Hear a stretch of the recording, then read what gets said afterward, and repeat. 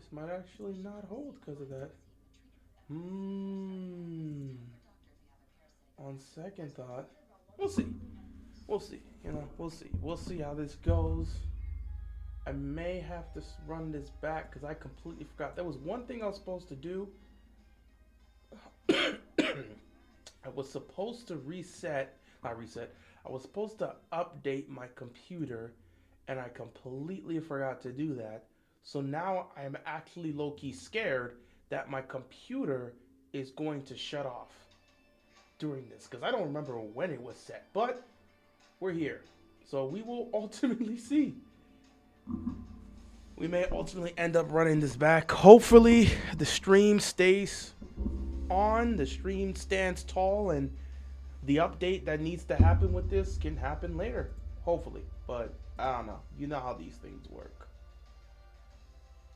Anyway, let me get myself set up here so we can watch this crazy, crazy series. Game 7. Normally, I don't touch the first round in terms of streaming. But this is a special occasion. Let me, excuse me guys, let me do a couple things here. This is gonna be a nasty, nasty watch. Let's get it going before we do this.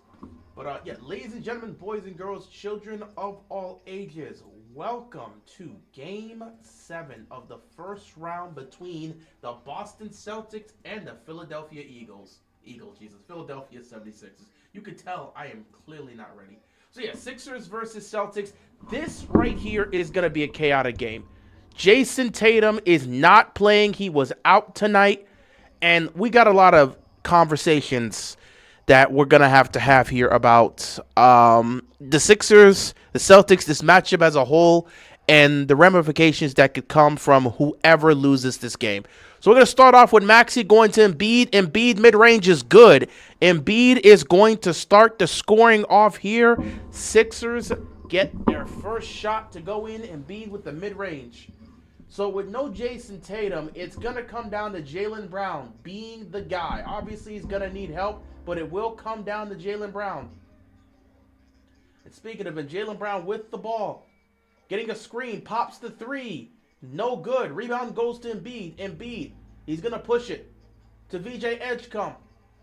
And he gets the basket. 4-0 advantage here for the Sixers. Got to get a couple things set up here, if I can. That three, no good. Rebound goes to the Sixers. Sixers with an early 4-0 advantage. A blocking foul is going to be called here on the Celtics. All right, let me see if I can get a couple things set up. Let's see. Yeah, fortunately, still dealing with this coughing.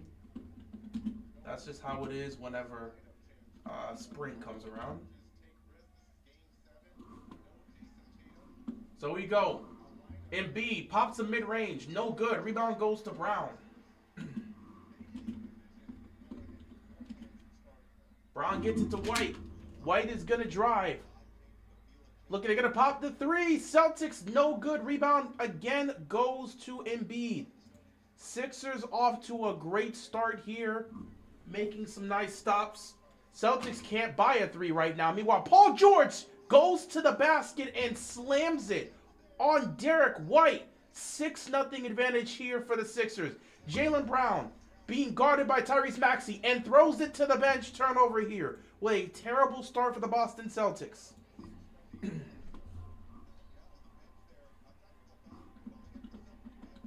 And now the Celtics, somebody on the Celtics bench is getting called for a technical foul.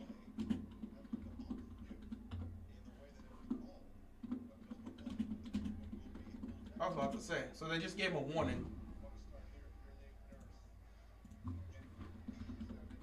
Here we go. Maxey with the ball, getting it to Embiid.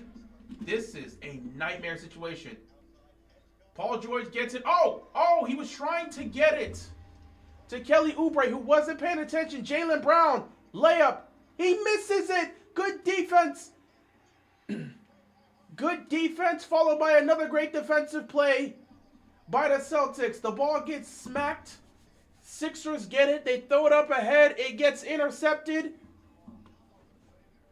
And the Celtics are going to retain possession here. Foul's going to be called on the Sixers here. So, yeah, this is going to be a tough situation for the Celtics. There is no Jason Tatum. There is no Jason Tatum.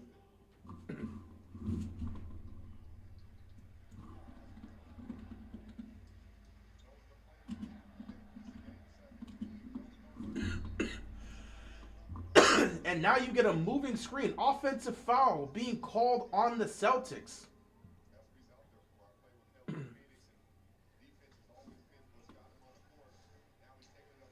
Both teams have turned over the ball so far in this first quarter, but the Sixers do have an early 6-0 advantage. Boston can't seem to buy a basket. Here comes Tyreke Maxey. Maxey to Edgecombe. Edgecombe hits the three. An early 9-0 advantage here for the Philadelphia 76ers. White, he's going to drive to the basket. Nothing is there.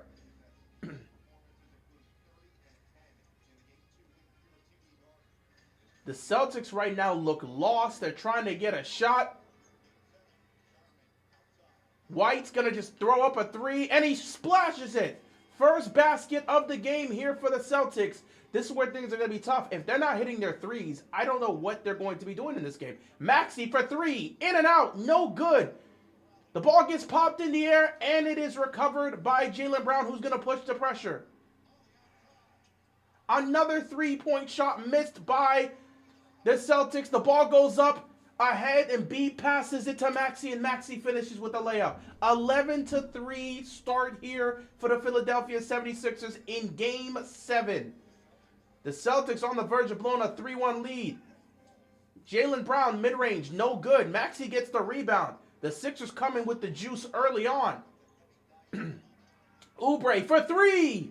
No good. Rebound goes to White.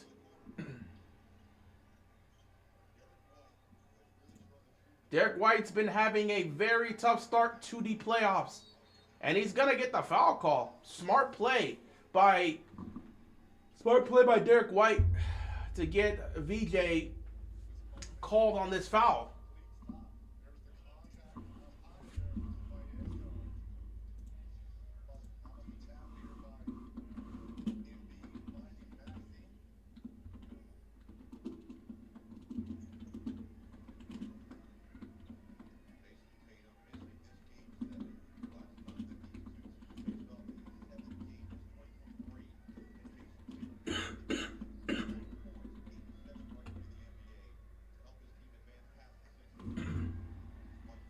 Derek White missing the first free throw here.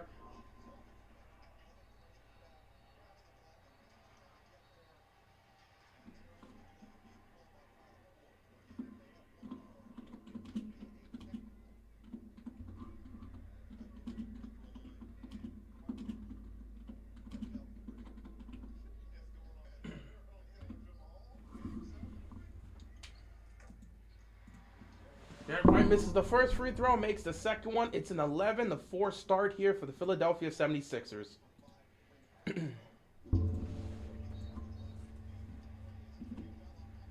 And Tyrese Maxey is going to get called for an offensive foul. So it's going back to the Celtics.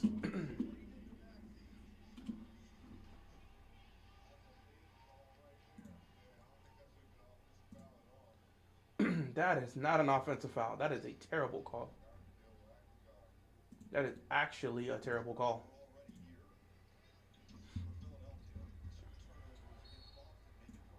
All right. Tatum out. Sixers are winning. We'll see. What's going on, guys? What's going on, Daniel? What's going on, OV? We'll see. Here's the thing, guys. Nice pass to Kelly Oubre. Here's the thing, though. I need to give this stat. Even with Tatum being out, the possibility of Philly losing is still there. Keep this in mind. The Philadelphia 76ers have not beaten the Boston Celtics in a playoff series since 1982.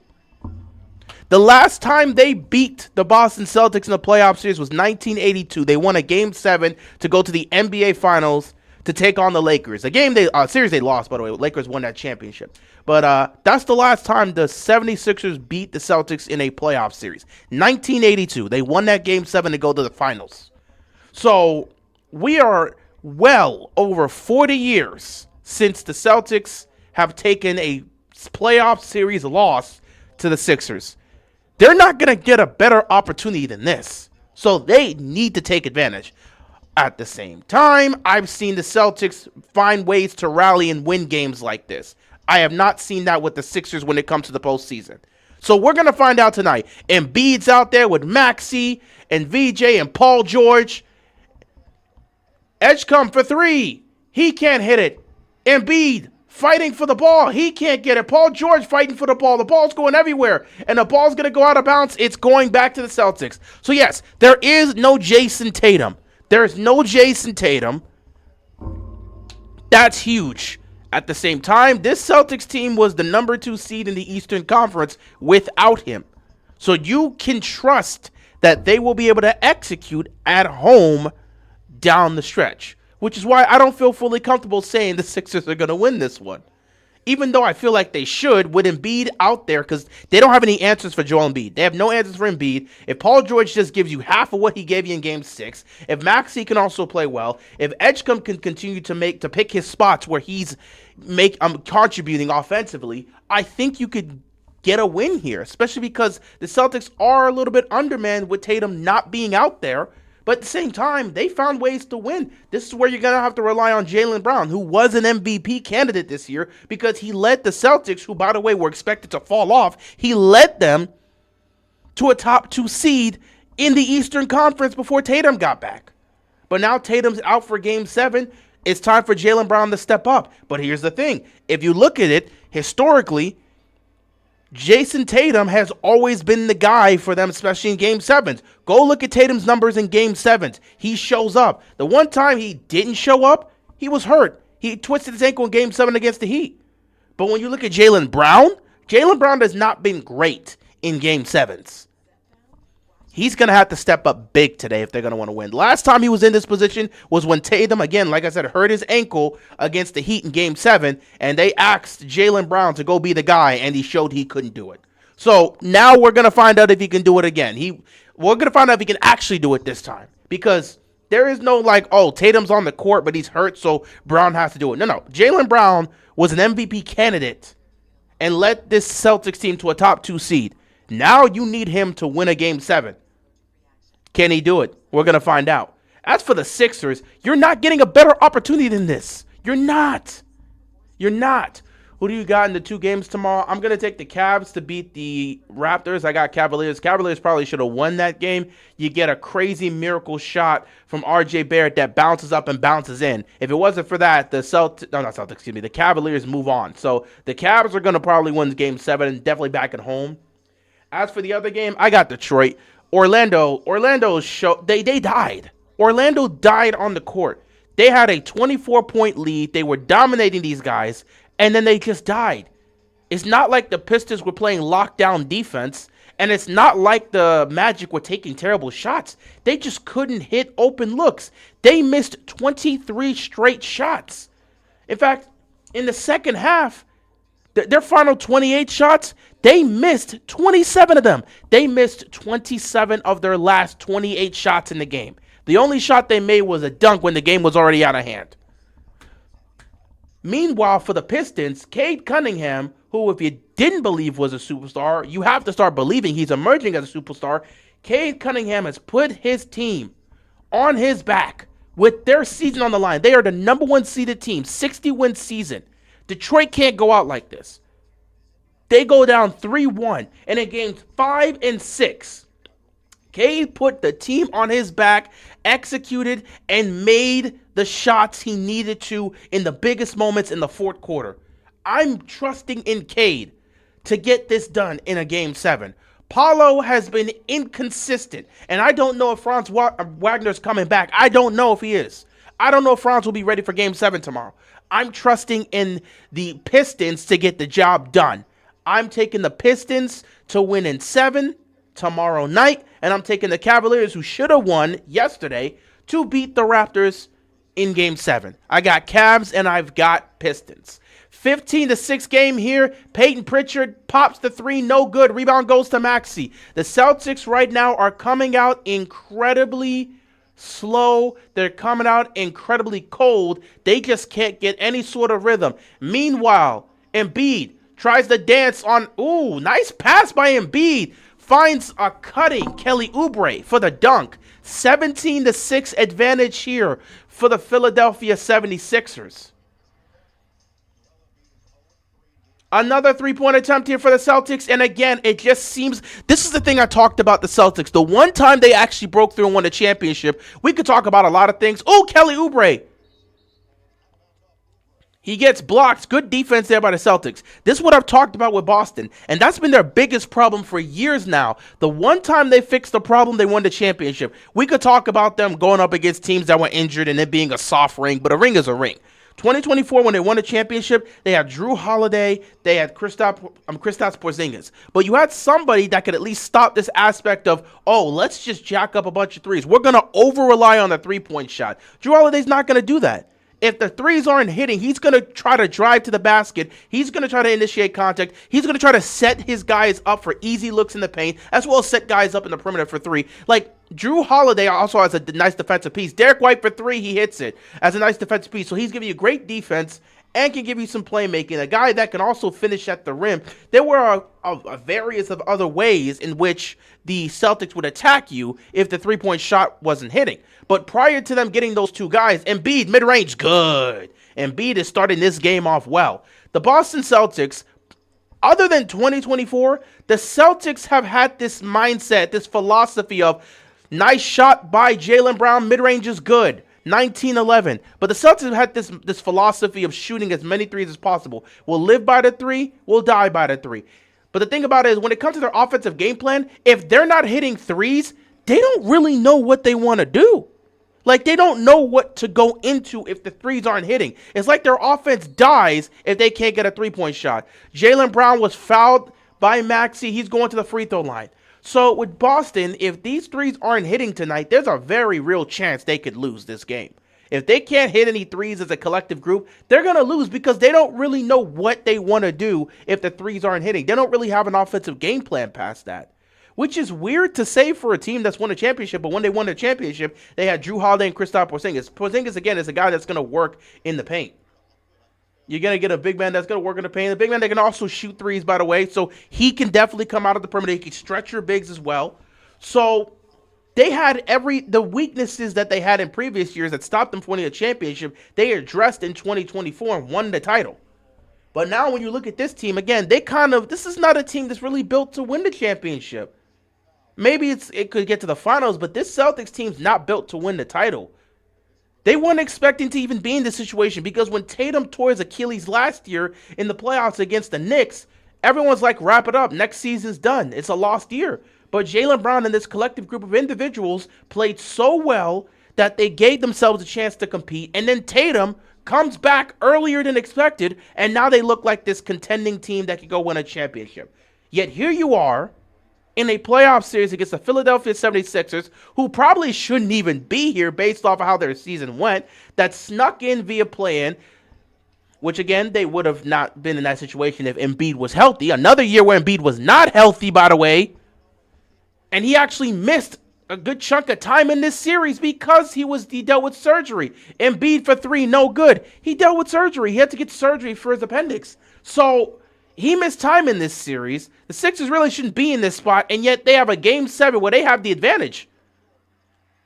Celtics with the ball, 19-13. So if Boston pulls this off, it'll be resilient.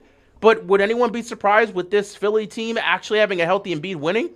Offensive foul here. That's another turnover for the Celtics. So it's very interesting. It is very interesting in terms of the perspective of both teams. Celtics aren't supposed to be here because they weren't expected to be competitive with Jason Tatum tearing his Achilles. It was a lost year. That's why they moved off of Drew Holiday. They thought it was over. But you end up having an MVP-type season from Jaylen Brown, and then Tatum comes back earlier than expected. Now it's like, let's go see what we can do. Embiid, turnaround mid-range jump shot is good. 21-13 here. Early. in this first half. Embiid was 6 points. Pritchard pops the three, no good. Maxey pushing the pace. Maxey, nice pass to VJ Edgecombe. And Edgecombe makes the layup, 23-13. Sixers off to a great start, getting points in transition. 18 points in the paint for the Sixers. Here comes Jaylen Brown, drive to the basket, dunks it. Nice play by Jaylen Brown, 23-15. So yeah, Sixers weren't expected to be in this situation because Embiid wasn't healthy. Paul George was missing time. You didn't know how things were going to go. Maxey floats it up. It's good. 25-15 game. What's going on, Cameron? Appreciate you stopping by. So yeah, both teams really shouldn't even be in this position to be in the playoffs, and yet unexpected circumstances happened. So Philly could take this. And Derek White for three, no good. And I'll say this right now. It's crazy for me to say this, but Philadelphia, they got New York. The winner of this series between Philly and Boston's taking on the Knicks in the second round. If you're the New York Knicks, you want the Boston Celtics. I'm going to be dead honest. If you are the New York Knicks, you want the Celtics. It's the same Celtics team you beat up on last year, smoked them off the court. You'd be able to do it again. But this Sixers team, and it's nasty. It's nasty for me to say this because I've been very adamant about not jumping the gun until you prove yourself. So I'm not going to be too, lenient towards this take. But I think there's a very realistic chance that if the Sixers get out of this series, they could win the conference if Embiid stays healthy. Because Embiid doesn't have the wear and tear of the regular season on him this year because he was hurt for pretty much all of it. Paul George missed some time, so he doesn't have the wear and tear. He's healthy. Embiid's healthy. Maxey's healthy. Edgecomb's been great. Getting a nice contribution from Kelly Oubre. On paper, this is a contending team, which is exactly what Philly wanted. And now you sneak into the playoffs with everybody being healthy at the right time. If they beat Boston, the team that is favored to come out of the conference, if they beat Boston in round one, they've got a great chance to beat New York in round two. Because I don't know how they're going to deal with Joel Embiid. A healthy Joel Embiid against the Knicks. Last time the Knicks and Sixers played against each other in the postseason, the Sixers beat the Knicks. And they didn't have an answer for Joel Embiid. So I'm very interested in seeing how the Knicks would try to attack Joel Embiid. Now, again, he's got to get his three-point shot together. He's still working through that. But we know he can hit threes. Because they're going to probably look to put Mitchell Robinson on him as the primary matchup. And you're going to want to move him off. You want to move him from the paint. Stretch him to the perimeter. Joel Embiid is going to be a problem for the Knicks to deal with. So they're going to either have Cat on him or they're going to have Mitchell.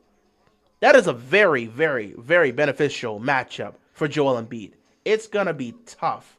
What happened to Jason Tatum? Did he get hurt in Game 6? Yeah, he suffered a calf injury.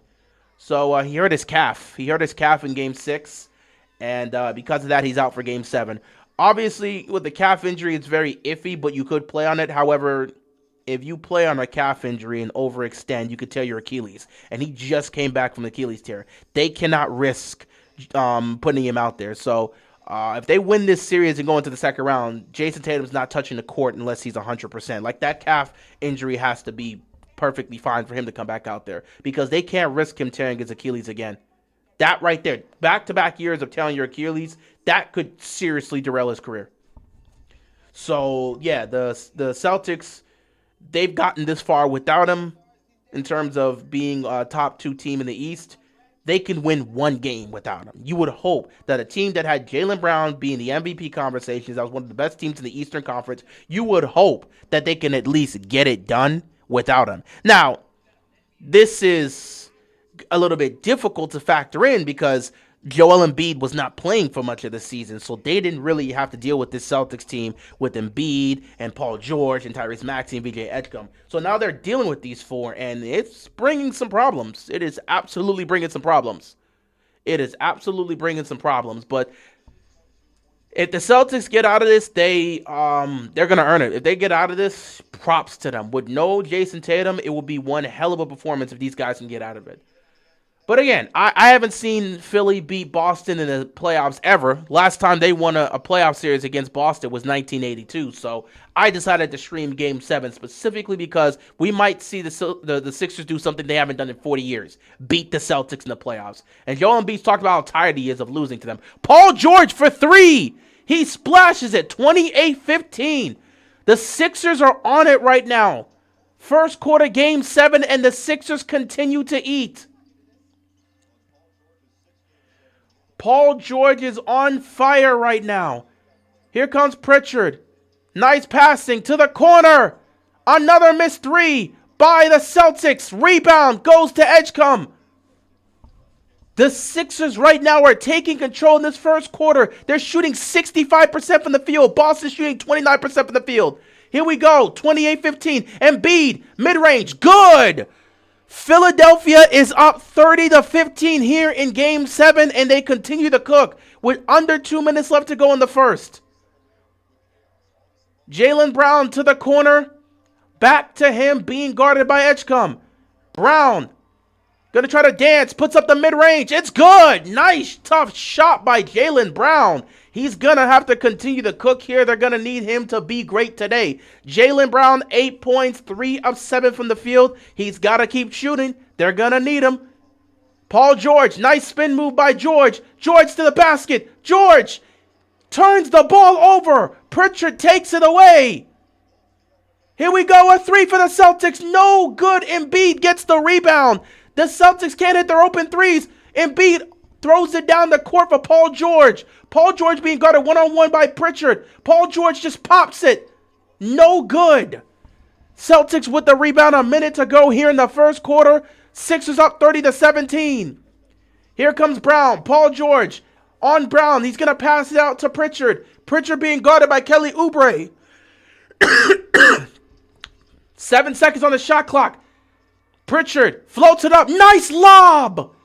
A beautiful lob set up here. Fantastic play by the Celtics. 30-19 with 35 seconds left. If the Sixers want to go for 2 for 1, they can here. It looks like they're going to hold and get the best quality shot. So Boston will get one more chance after this to try to score. Here comes Edgecombe. He's going to drive. He gets it to Embiid. Embiid banks it off the glass. He was trying to get a foul. No whistle was blown, but Embiid still banked it off the glass. 32-19. 12 seconds left to go here in the first quarter. Joel Embiid, 10 points, 5 of 7 from the field.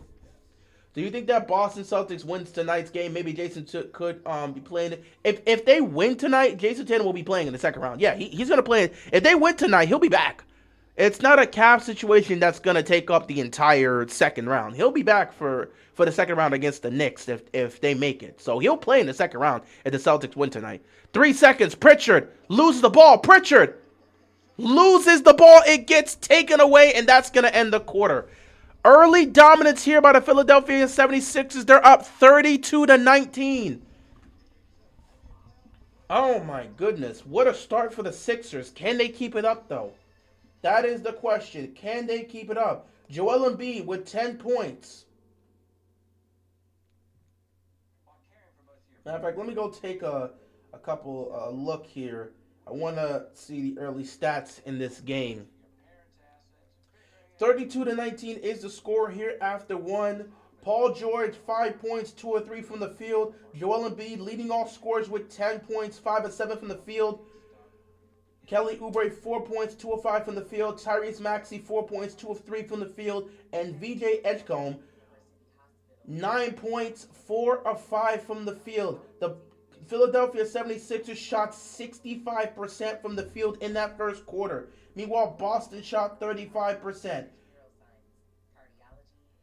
35% here. Okay, yeah, sorry, I was trying to pull this up. Yeah, so Luka Garza hasn't scored, missed both his shots. Derek White with 7 points, 2 of 4 shooting. Jaylen Brown, 8 points, 3 of 7 shooting. Ron Harper Jr., again, no scoreless here, took 1 shot. Sam Hauser hasn't taken a shot. Peyton Pritchard, 2 points on 1 of 3 shooting. Yeah, they're really struggling here. They are really struggling here early on. Really struggling here early on. But Boston is going to have to figure something out. Boston's going to have to, again, they're going to have to figure out what, they're going to have to try to slow the Celtics down in transition because, not Celtics, the Sixers down in transition. Boston has got to slow down Philadelphia in transition. Also, they're going to have to stop these guys from scoring in the paint. I mean, the majority of these shots are from the paint. They're not shooting well from the three. They've only made what? They've only made 2 threes in this game. Everything else, they're just getting in the paint. So they're getting to the rim. They're finishing at the basket. They're hitting mid-range shots. The Celtics are going to have to do a better job of protecting the paint. They're going to have to do a better job of protecting the paint. For sure. This is a great start. Fantastic start for the 76ers. Question is, can they keep this up? Could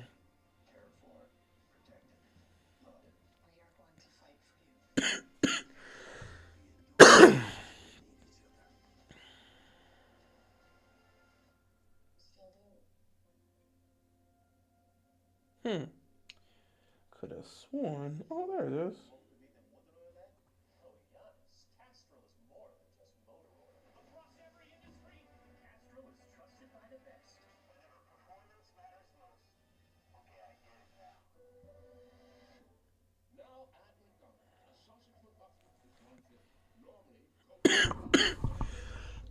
Man, I gotta get something to drink. Well, I gotta get something to drink. I got water right here. But good start for the Philadelphia 76ers.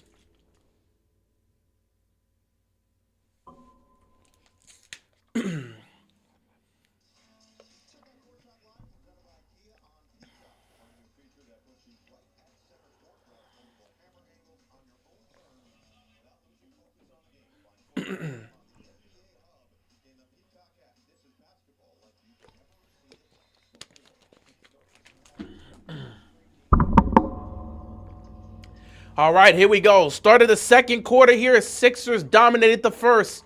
Can the Celtics respond here in the second? Again, they are relying on the three-point shooting, and right now the three-point shooting is not there. If they can't get those shots up, they're in trouble. Derek White's going to be fouled, and he's saying he was fouled in the shooting position. So he might be getting free throws here. So yeah, Boston's been getting their shots from the perimeter. Philadelphia's been dominating the paint. What team am I picking to win the championship? The Thunder. I got the Thunder winning the NBA championship. Though I think there's only 2 teams that can actually win the title. Either the Thunder or the Spurs. So the Western Conference Finals is going to be the NBA Finals. It's like 2018 all over again. The Eastern Conference doesn't matter. It doesn't matter who comes out the East. The winner of the Western Conference Finals matchup between the Thunder and the Spurs is going to win the NBA championship. So if San Antonio beats the Thunder in the Western Conference Finals, Wemby's going to be a champion in year 3. If that doesn't happen, OKC smoking whoever comes out the East. It's not a debate.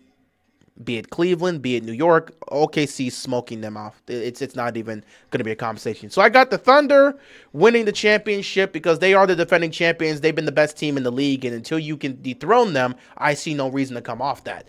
But I do believe Wemby and the Spurs have the best chance to do that. So we'll see what happens. 32-21 here. Maxey loses the ball, gets it back. 6 seconds. He's going to have to go. He's going to drive, puts up a mid-range jump shot, and puts it in. Top shot by Tyrese Maxey. And right now, the Sixers just can't miss anything. Tyrese Maxey, 6 points, 3 of 4 from the field. They can't miss. The Sixers can't miss right now. Maxey lost the ball, gained it back, drove, and then stops on a dime and pulls up for the mid-range jump shot. How do you get that off? And it was contested too. How do you get that off? And you know what? The Sixers are on fire right now to start off Game 7. They see a clear opportunity, and they're taking it. Pritchard, they're trapping him. Derek White gets the ball. He's going to drive to the basket, puts up a shot. Good shot by Derek White.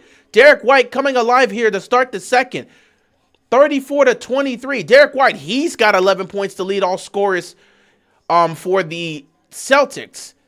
Maxey with the ball. Whoa, Paul George, that's a clear off. Dude, what are you looking around for? You just pushed him.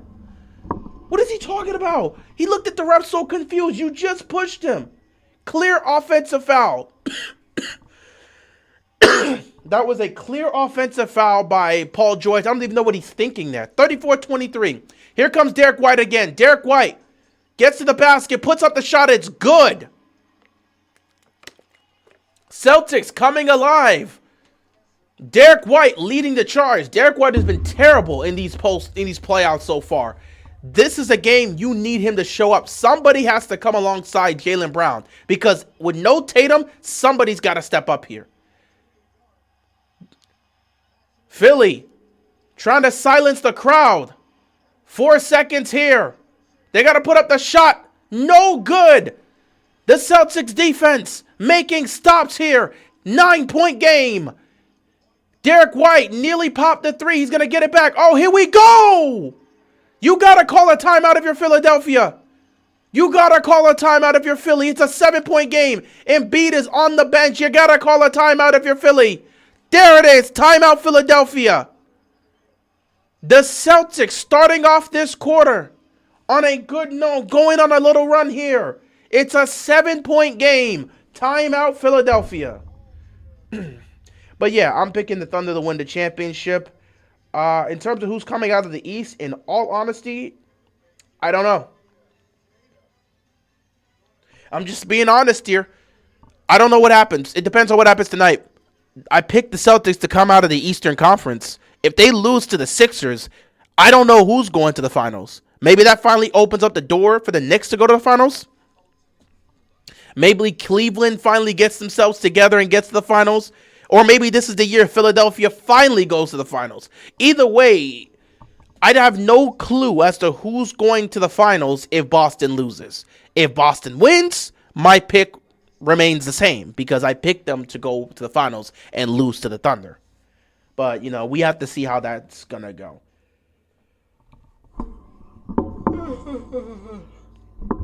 But nice run here by the Celtics.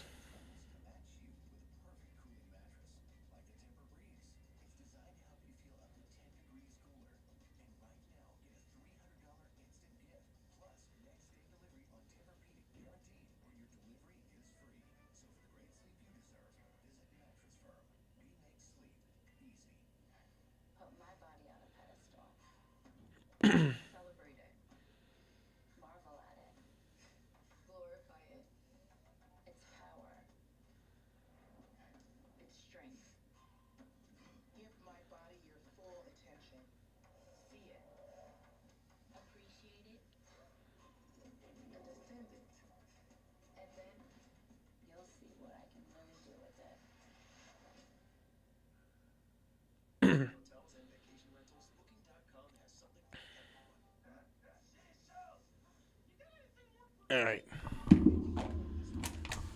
Celtics going on a run led by Derek White.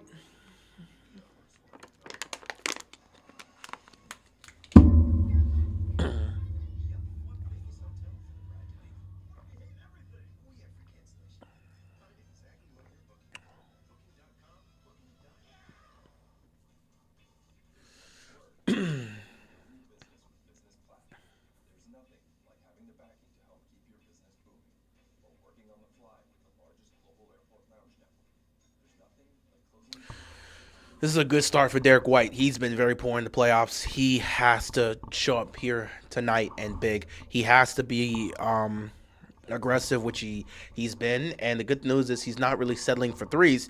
This is what they need from Derek White. Someone needs to help Jaylen Brown. With no Tatum, this is what you're going to need. And the funny thing about it is, I mean, if we're looking at it, it was Pritchard and White who were the other two main contributing factors alongside Jaylen Brown who helped them get that number 2 spot in the Eastern Conference. So, with no Tatum, that has to be the two individuals that step up to help Jaylen Brown here. But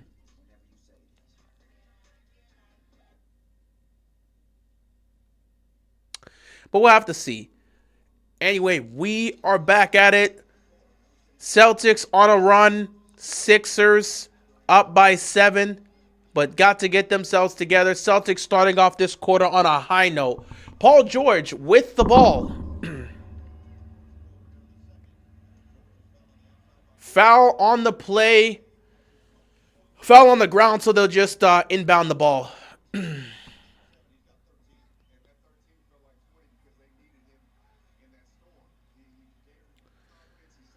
All right, so Edgecombe Edgecombe with the ball here. He's trying to get it to Paul George. Paul George being guarded by Derek White, so Paul George is obviously going to love that matchup. He's going to take it. Paul George, mid-range shot is good. That is a matchup that Paul George is going to look to exploit because that is a matchup that worked for him. 36-27. White trying to get off a screen so he can get the ball. And now White gets the ball here. This is some fantastic defense being played on him. That is a tough contested shot. No good. Rebound goes to Drummond.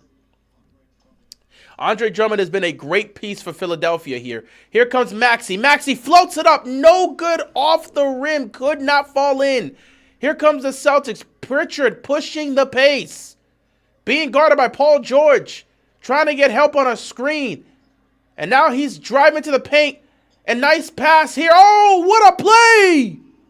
Beautiful play. Baltimore Ravens got Diego Pavia. How do I feel about that? I mean, he's here to compete for the number 3 spot. He's here to be he's competing with the other quarterback. I don't know. They got another quarterback that they brought in. Either way, he's here to compete for the number 3, the QB3 spot. So, not to mention that he's trying to prove himself. Everyone's talked about his behavior. Everyone's talked about his attitude. Everyone's talked about his arrogance and his cockiness and how he chooses to speak and talk about things. And then he went and got undrafted. So, you know, he's looking to prove himself. And that's ultimately what he's going to have to do. So any opportunity that comes up, which, again, the Ravens are giving him an opportunity to try to prove himself. Now, being QB3 on the Ravens isn't really saying much here. But, you know, at the end of the day, you get an opportunity to prove that you could play. Then, you know, somebody will make a phone call to the Ravens and say, you know what, let's see what we can, let's see if we can get that player, which obviously knowing Baltimore, they'll just turn that into a draft pick. So yeah, best of luck to him. He's going to have an opportunity to go prove himself here. Obviously they had their rookie minicamp this last couple of days. I think it wrapped up today. So they had their rookie minicamp. What's going on, George? They just had their rookie minicamp, so I'm pretty sure that's wrapped up. And, yeah, I mean, if they like what they see there, I mean, they already gave him a deal. So he's going to have an opportunity to prove himself. He'll probably be out there in OTAs, probably make it a training camp. He's going to have an opportunity to go out there and prove himself. And if he can impress in training camp, impress in OTAs, impress in training camp, impress in the preseason when he gets to play, then maybe he ends up being QB3 and someone looks to go get him in the near future so he could start his NFL career. But who knows? So best of luck to him, I guess. Pritchard trying to cook. How did he do that? Oh, my God. Celtics coming alive. It's a 5-point game. They were up 9 as I was talking. The Celtics are on a 10-2 run these last 3 minutes. Now, all of a sudden, Philadelphia is trying to settle for 3. Now, there it is. Embiid, mismatch. Why did he? Oh, my God. What are you doing? Embiid got fouled, so it's going to be there, but Embiid had the mismatch. It's not a bad play because he had the mismatch. He drives the basket and then kicks it out to the corner to a wide open Kelly Oubre. But y'all been settling for threes right now and the threes aren't hitting. You got the lead by attacking the paint. Embiid had the mismatch. Just take it. That is another great defensive stop by the Celtics. The Sixers have gone cold. White's just going to pop the 3 and puts it in. It is a 2-point game. Derek White's on fire. The Sixers have no answers right now. Derek White has exploded in the second quarter. Pritchard's come along with him. Derek White has 16 points. Philadelphia has got to get back to an offensive foul by Kelly Oubre. Oh, my goodness. This is what I was talking about. This is exactly what I was talking about. Y'all say no Tatum, they're good. I told you guys the Sixers have been in these moments and have shown us they can't deliver. That's why I don't feel comfortable saying they're going to win this game. Because they always do this. It's like clockwork. Every time they go up against Boston in the playoffs, it's the same story. The Sixers have not beaten the Celtics in the playoffs since 1982. Over 40 years of losing to these guys in the playoffs. And all of a sudden, I'm supposed to just buy in to the belief that they're going to win tonight because Tatum's not playing.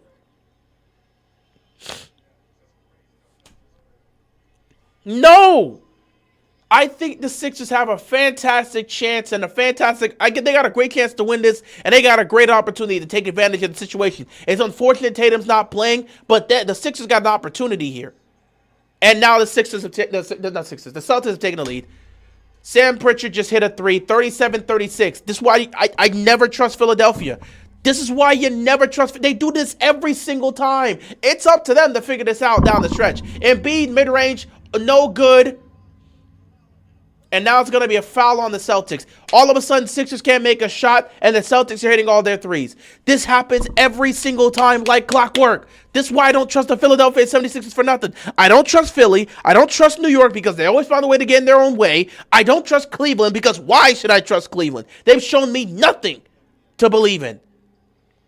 I promise you, if they lose tomorrow, we're going to have a conversation. Because what's the difference between Donovan Mitchell in Utah and Donovan Mitchell in Cleveland? It's the same player. It's the same circumstances. So it's the same thing every single time. Every single time. That's why I didn't have a pick. I didn't pick any team to win this one. But I can tell you this, if you put me down and said I had to make a choice as to who I'm picking to win Game 7, Boston! Philly has not beaten Boston in the series in over 40 years. And I'm supposed to believe they're going to magically win? That's why when they had the early lead, I wasn't panicking. I wasn't sitting here like, oh, well, I wouldn't panic. I want the Celtics to lose. I hate the Celtics. But, like, I wasn't sitting here thinking, oh, the Sixers about to run away with this. For what? They always do this. It's the same story with Philly every time. And now they got to prove themselves. That was a great setup there to get an easy basket. Philly regains the lead 38-37. But, yeah, Philly has to go prove it. I'm not going to buy into you. You got a fantastic opportunity. Yes, there's no Tatum. You got a great opportunity here. But that doesn't mean the Sixers are just going to magically dominate the Celtics team, who, by the way, was the number 2 seed in the Eastern Conference without Tatum. Edgecombe's just going to pop a 3, and he hits it. 41-37 advantage here for the Sixers. 5:50 left to go here in the first half. Jaylen Brown back in the game, being guarded by Maxey. Brown now being guarded by Paul George. He kicks it out to Pritchard. Pritchard at the 3-point line. He's going to shoot this. Here we go. Pritchard tries to pop. What is he doing? He gets it back to Brown. Brown for 3. Oh! Jaylen Brown hits the 3. It's back to a 1-point game. Now Paul George got the ball being guarded by Brown. Embiid gets the advantage. Embiid puts it up and one. He gets fouled by Derek White. He's going to make the basket, count it, and the foul. Joking just like the Eagles versus the Niners. Not really the same. I don't know. I mean, that kind of, I guess. I mean, Philly was expected to do something, and the Niners were an injury-riddled team. So I see where you're coming from, but that was a game they were expected to win against a team that they're better at. I don't know if Philly was expected to win. First of all, Philly wasn't expected to win the series. Boston's favored to go to the finals. So technically the Celtics are the favorite. And I'm pretty sure that's with or without Tatum. But, you know, having Embiid back, I guess, does technically give them the advantage. I don't know if the Sixers were favored in this game once Jason Tatum got rolled out. But, again, the Sixers have not beaten the Celtics in a playoff series in over 40 years. You're going to have to prove. That's why I'm streaming tonight. I want to see if they can break the curse. It's the first round. You guys know me. I'm not here for the first round. But this first round's been crazy. Embiid made the free throw, and now Derek White just pops the 3. No good. Pritchard gets the rebound. So he's going to take it right back out, gets it to Brown. Jaylen Brown. He's going to get it to Pritchard. Pritchard nearly lost the ball there. And now here we go. Pritchard trying to dance on Embiid. Get to the basket. Reverse layup. Blocked by Embiid. Embiid with the defense. Here comes Maxey. Maxey to Embiid. Embiid. Gonna kick it. He's gonna kick it out to Edgecombe. And now Embiid's gonna get fouled once again. And I don't know how many fouls that is. I think Philadelphia may be in the bonus here. And I think Boston may still have that may have been their third foul. Maybe Boston's in the bonus. It's really been 40 years, over 40 years. The last time the Philadelphia 76ers beat the Boston Celtics in a playoff game, 1982. Game 7 of the 1982 Eastern Conference Finals. The Sixers beat the Celtics in Game 7 to advance to the NBA Finals, in which they would go on to lose to the Los Angeles Lakers. That is the last time the Sixers have beaten the Celtics in a playoff series. That is not a lie. Over 40 years. Over 40 years. And they've had their opportunities. So, I'm streaming tonight because I want to see something I've never seen in my lifetime. Philly beat Boston in the playoff series. If it's going to happen, it has to be now. I don't see any other circumstances where they're going to have an opportunity to beat the Celtics in this situation.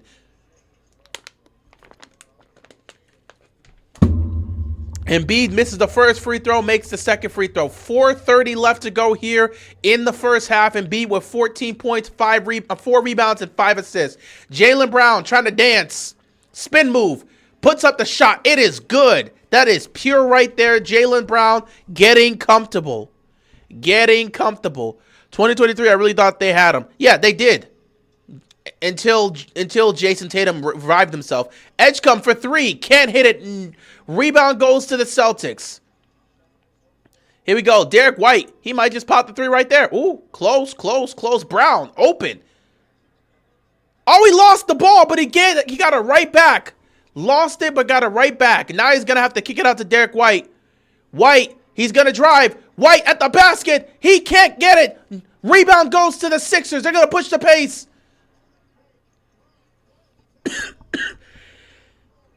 Grimes couldn't make the shot, and B got the rebound and the putback, 47-42. But yeah, they were up 3-2 and 22. Timeout here by the Celtics. 47-42, 3:34 left to go here in the first half. 2023, a lot of people thought they had him until Tatum revived himself. Tatum was playing poorly in that series, and then people were ready to cook Jason Tatum because he was playing so poorly in that damn series. And in Game 6, that was his worst performance in the playoffs I've ever seen. That first half, Tatum was getting baked. Through 3 quarters, Tatum was about to be torched on Twitter. Then with their season on the line in the fourth quarter, he revived himself and single-handedly won them Game 6. When the Sixers blew that Game 6, when they had Tatum down and nobody else was doing anything. Once I saw Tatum revive himself and win Game 6, I knew the Celtics were going to win Game 7. As soon as I saw Tatum do that, I said the Sixers just lost. And that was with Embiid and Harden. I knew the 76ers were going to they were going to Boston to get absolutely thrashed. And that's exactly what happened. Because Tatum in Game 7 put a 50-piece on Philly's head and sent them packing. They had that dude dead to right in Game 6, choked the game away because they let him revive himself, and then he repaid them with that kindness by dropping a 50-piece on them in Game 7. 2023 was a great opportunity for the for the Sixers to beat the Celtics, and they failed. Now, 3 years later, they have a fantastic opportunity. The guy that sent them packing last time is not playing in Game 7. And if you've watched the Celtics, Tatum has been the guy in Game 7s. Jaylen Brown has not been the guy in Game 7s. Go look at their performances. So now, you got to rely on Jaylen Brown to be the guy in a Game 7 tonight. And he hasn't really performed well in Game 7s when you've asked him to do so. But he is doing that tonight. Let's see if that results in a win. What's up, Sam? Hopefully, as a Cavs fan, they don't blow it tomorrow, but I admit that was a great 3 at the end for Toronto. Yeah, Cavs are going to get it done tomorrow. I fully expect Cleveland to win. Again, if it wasn't the ball bounced off the back iron and then fell in. It was like the Tyrese Halliburton shot against the Knicks, which we thought would have been a game-winning 3, but his foot was on the line, so it tied the game and sent it to OT, which they would go on to win. But it was like that. So if it wasn't for that miracle 3, the Cavaliers are in the second round. The Cavaliers overall have been a better team than the Raptors. The Raptors have been able to survive in some of these series. But yeah, if Cleveland loses tomorrow, Donovan Mitchell's gone, and they're going to have to figure something out. But the Cavaliers, they should win this series. They've been the better team. They would have won yesterday if it wasn't for that miracle 3. Nothing you could do about that.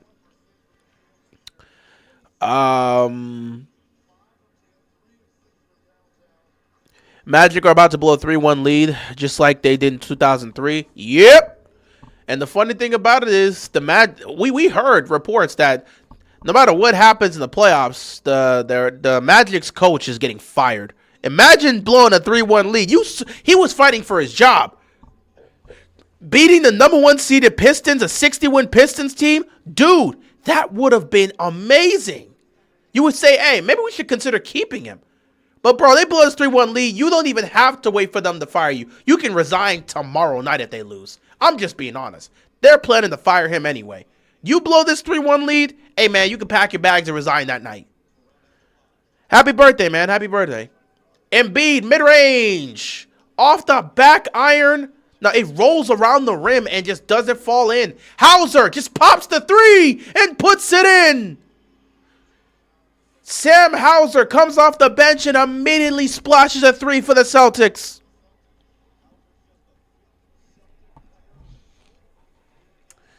(47-45), 2:44 left to go here. Celtics nearly stole the ball. Sixers got it back. Oh, tried to slam it, got blocked. But they got it back again. Paul George for 3. He puts it in. With the shot clock winding down, Paul George hits a big 3 here. And here comes Jaylen Brown. You get it to Derek White. White gonna drive. You have an open 3 for the Celtics. Can't hit it. Oh, a rebound. Offensive rebound. And a foul is called on Embiid. And Embiid is pissed. Joel Embiid is pissed. A foul is called on Embiid. There will be free throws here. Derek White with an amazing block right there on Grimes. He blocked Grimes. Oh my goodness. Again, it's getting very physical here. But with 2:12 left to go, free throws here for the Celtics.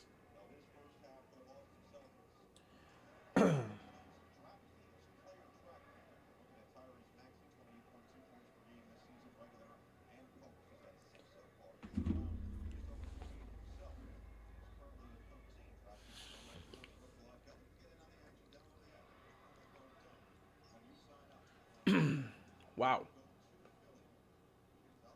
Free throw was missed and went out of bounds. Sixers ball. Both free throws were missed. 50-45. Embiid with a mismatch. Gets it to Edgecombe. And he makes the shot. No foul is called. No foul. Wait, no, not. They called it. Offensive foul. They called it. I was about to say, they actually called it. Did he get set? Oh, yeah, he's set. I was about to say, they called it. Offensive foul on Edgecombe. They called it. Again, you got Derek White doing everything right now. You doing everything on offense, doing everything on defense, man. And now you got Derek White bleeding. He's got some blood on his leg.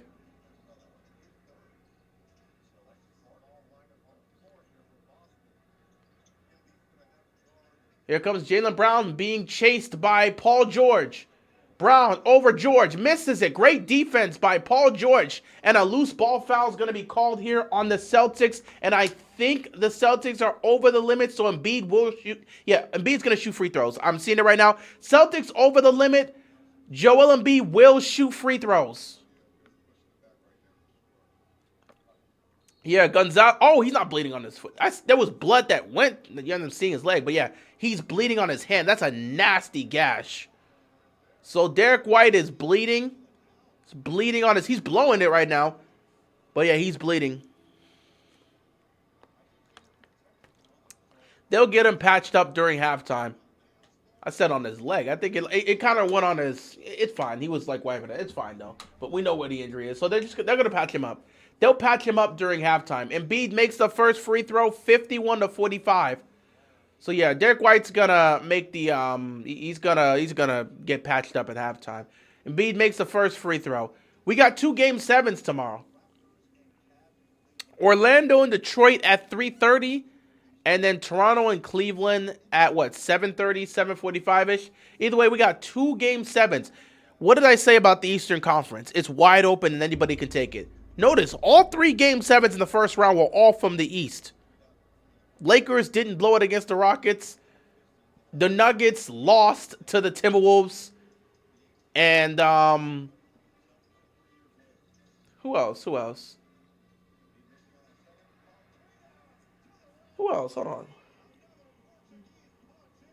Oh no, I think it was just those two because San Antonio 1-5 and OKC 1-4. So yeah, it was just Denver and Minnesota that went to 6 and ended there, and then Lakers and Rockets that also went to 6.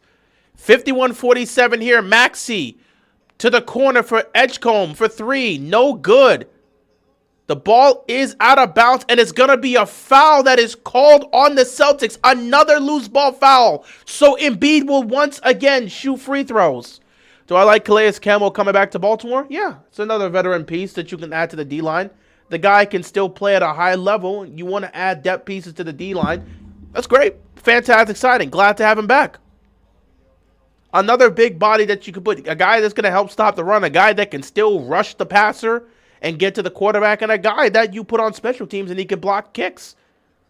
So, I'm all with it. I still think Baltimore's probably going to make a move to get another depth piece. There's still a possibility. Don't know if there's a lot of conversations about it, but there's still a possibility they get Clowney. There's still a conversation about whether or not the Ravens are going to get David Njoku because they drafted 2 tight ends, and they may want to just use them instead of going to get a veteran piece in Njoku. But the Njoku window is still open. He is going to interview with the Chargers on Monday, so we'll see.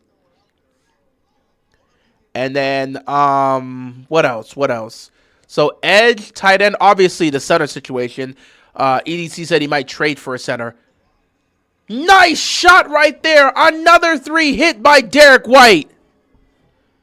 It's a 1-year deal for Calais Campbell. I think it's like, what, 5? It's going to be like, what, $5.5 million? Just a 1-year deal. Tyrese Maxey gets blocked by Brown. Jaylen Brown with the rejection. Oh, my goodness. Beautiful defensive play by Jaylen Brown. It's a 3-point game. 53-50.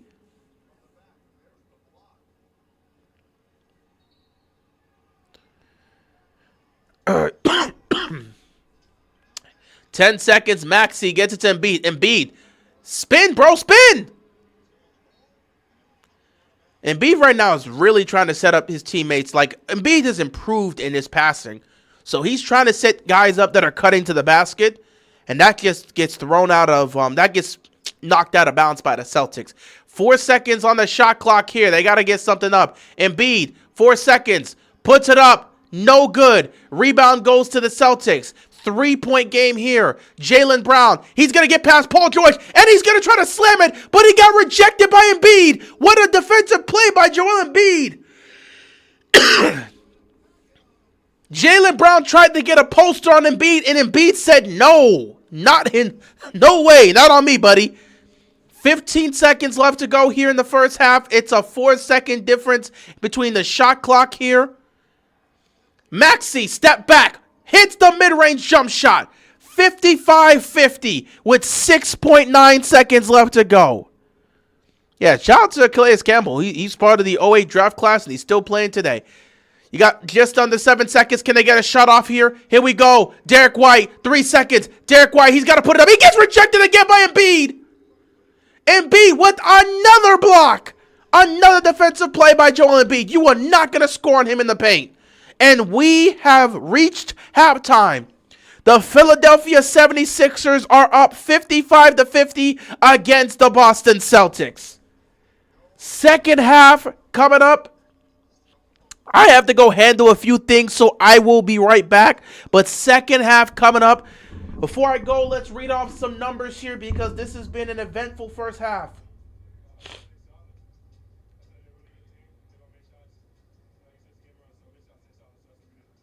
So let me Let me where is it? Let me take a look at this.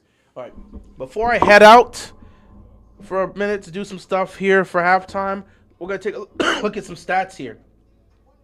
For the Boston Celtics, a much better performance here in the second quarter to make them look a lot better overall. The Celtics shot 44% from the field and 37% from three. Derek White is leading all scorers, or he's leading all scorers on the Celtics with 19 points. 19 points, 6 of 14 from the field, 4 of 7 from three. Jaylen Brown right next to him, 13 points, 5 of 11 from the field, and he's only made 1 or 2 from three. Those are the only, dude, they only got two guys that scored. Garza, Harper, none of their other starters have scored. It's been Derek White and Jaylen Brown in the starting lineup that have scored all their points. And then off the bench, Sam Hauser has a 3. Quetta has 8 points. He hasn't missed a shot. Peyton Pritchard has 7 points. So really, this is Jaylen Brown and Derek White carrying right now. And then for the Philadelphia 76ers, they're not getting anything from their bench, but all 5 starters have contributed. Paul George, 10 points, 4 of 5 shooting. Kelly Oubre, 4 points, 2 of 6 from the field. Tyrese Maxey, 8 points, 4 of 7 from the field. VJ Edgecombe, 12 points, 5 of 9 from the field. And Joel Embiid, 19 points, 7 of 13 from the field. Both Tyrese Maxey and Joel Embiid are on triple-double watch. Maxey with 8 points, 7 assists, 6 rebounds at halftime. And Embiid with 19 points, 5 rebounds, and 5 assists. So both those guys are on triple-double watch. The Sixers shot 51% from the field in the first half and 29% from three. They're going to look to continue to attack the basket, and we'll see how that goes overall. Anyway, with that being said, we've officially reached halftime. I will see you guys in the second half, and we'll see who's advancing to the second round. Until then, guys. Oh, boy.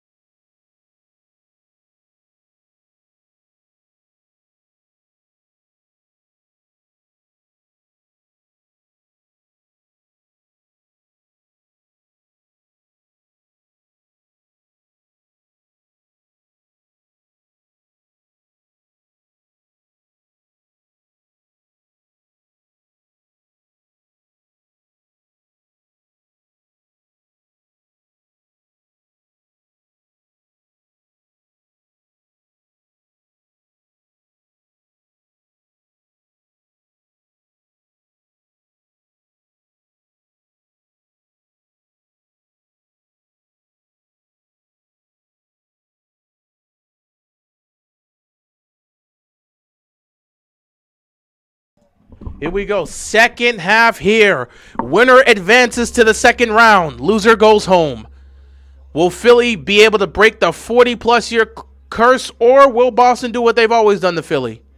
Beat them. Oh, nice move to start off the quarter. That was a great move by Quetta to get the layup. Did that on Embiid. 55-52. Great way to start off the second half if you are the Celtics. Now we got Maxey out here trying to dance on Brown. Embiid being guarded by White. Again, that's a mismatch. He's going to the corner. Edgecombe for three. Ooh, nice shot. VJ Edgecombe hits the three. 58-52. Great start for both teams coming out the locker room. Finding quality looks. Here we go. Pritchard, get to the Quetta. Quetta getting it to Brown. Brown's going to drive. He's going to have to give it up. A deep three here. Derek White can't hit it. But a foul is called.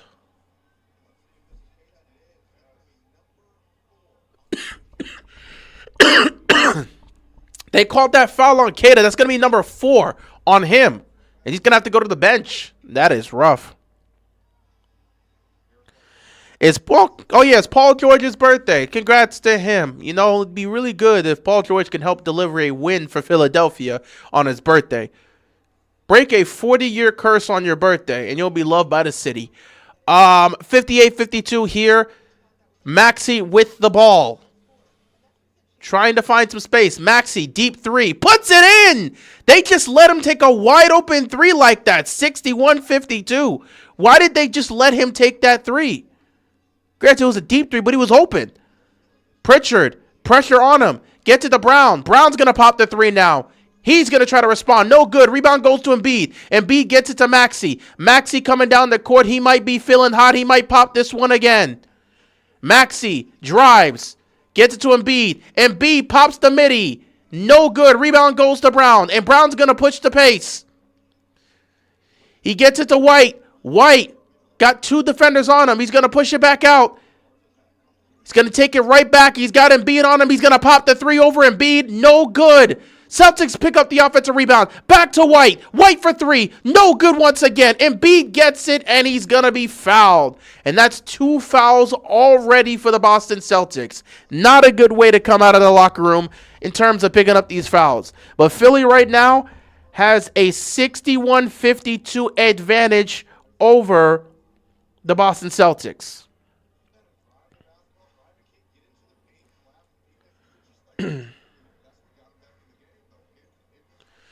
Here we go, Maxey getting space, mid-range for Maxey. It's good.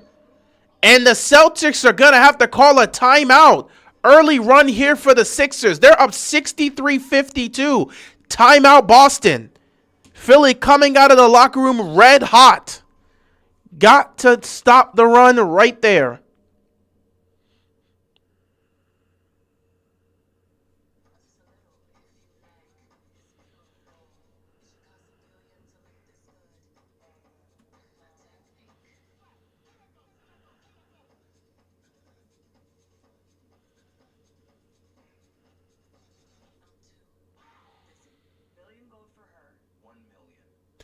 I have not seen the film. I'm going to watch it at some point, but I haven't seen it. So I do plan to watch it, though, but I haven't seen it yet. But I've heard good things about it. So I'll definitely look to catch it when I can. Couldn't watch it today. I wasn't even at home. I was gone the whole day. Well, I wasn't at home. I wasn't even available to go to the movie theater and watch. Like, I couldn't watch it today or anything like that. So, yeah, I'll watch it when I can, but I wasn't available today.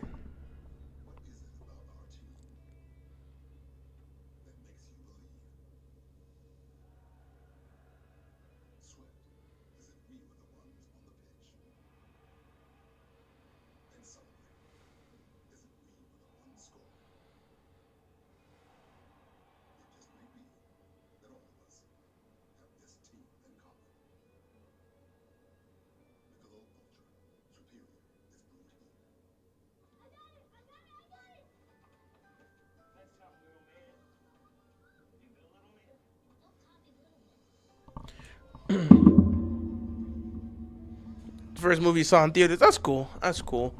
I've heard good things about it. I'll watch it eventually. I will watch it eventually.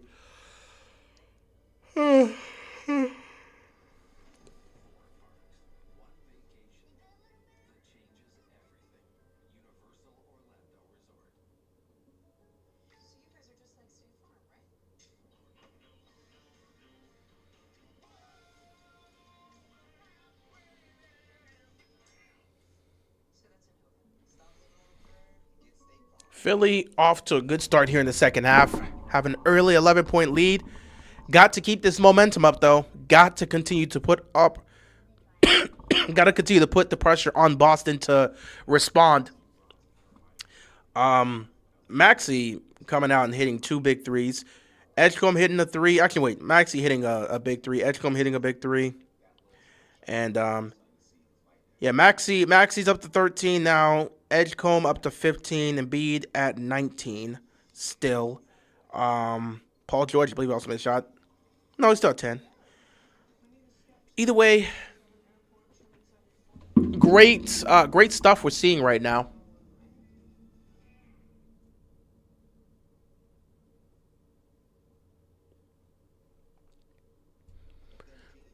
But yeah, Boston's gonna have to. I feel like Boston's gonna have to make some sort of adjustments here, in terms of the amount of pressure they're putting on these shooters. It feels like they came out with the focus of guarding the paint more because that's where Philly has been cooking them. But they're giving up way too much space on the perimeter. That's why you get a wide open Maxey 3. All right, Jaylen Brown with the ball. Gets a screen here. He's going to put it up. Makes the shot and the foul. And one situation here for Jaylen Brown. Maxey's going to get called for the foul.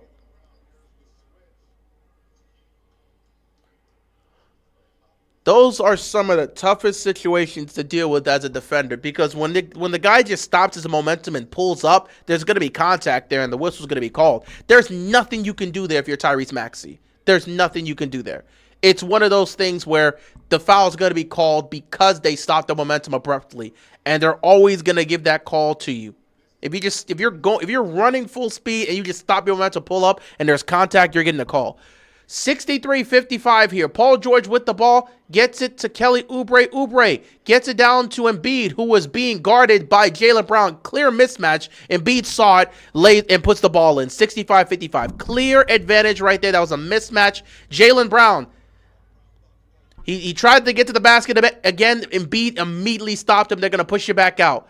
Now Brown going to get a screen. Being guarded by Edgecombe. Brown puts it up.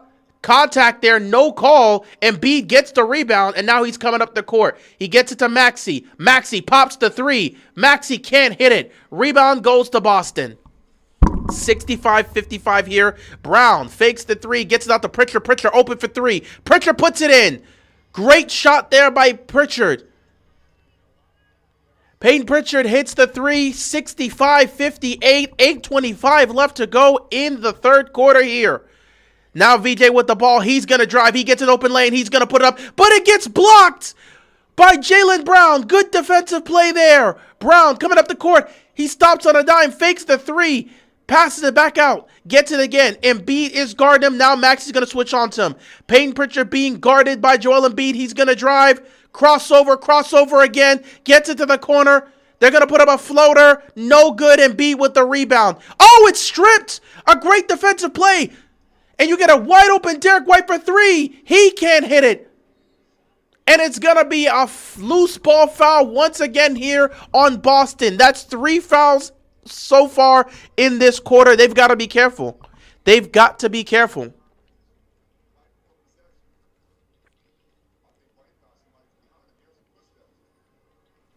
(65-58), 7:45 left to go in the third quarter here. Maxey gets to the Paul George. Paul George pulls up for 3. No good. Rebound goes to Brown. Quick possession there for the Sixers. Here comes Jaylen Brown. Brown has an open man in the corner. Gets it to him. Pops the 3. No good. Not a quality shot there. Embiid has got to be careful because they are looking to strip the ball every time he gets the rebound. He starts trying to go up court. There's defenders behind him trying to strip the ball out of his hands. He has got to be careful with that. Didn't even see him. But the Sixers are going to retain possession here.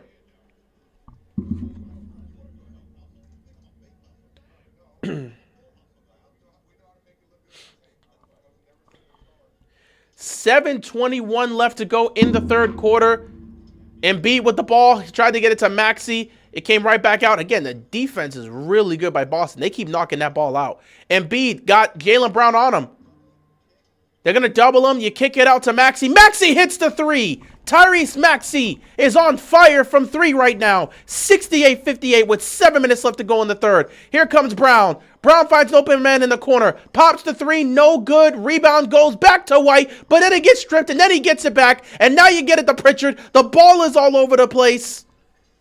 And now Pritchard's going to drive on Kelly Oubre. Pritchard gets it to an open shooter. No good. Another offensive rebound. And now you get it out for Brown. Brown for three. He puts it in. A chaotic sequence. If you're Philadelphia, you've got to rebound the ball. You can't afford to be giving up second chance points to the Celtics. 68-61. Oubre trying to get this to Embiid. They're starting to send doubles at Joel Embiid. Embiid being guarded by Jaylen Brown. He's going to pop this. He's going to pop this. Spins. Puts it up. It's money every time. Jaylen Brown is a mismatch. He can't guard him, and we know it. Jaylen Brown's doing the best he can, but he ain't doing nothing against Embiid. Jaylen Brown gets fouled. He's going to the line. Joel Embiid with 23 points in this game, 70-61. I appreciate the effort here by Jaylen Brown. You can see he is taking the assignment, but there's no way in hell he's going to be able to guard Joel Embiid. It ain't happening. It ain't happening. You got Embiid talking trash right back at Jaylen Brown. Ain't nothing you could do about that. That's a mismatch. That's a mismatch. Every single time, that's a mismatch. Jaylen Brown at the free throw line. And Kelly Oubre just got called for his fourth foul. Doesn't really matter. He hasn't been doing much in this game anyway. So Jaylen Brown hits the first free throw. Kelly Oubre hasn't been doing anything here, so it really doesn't matter.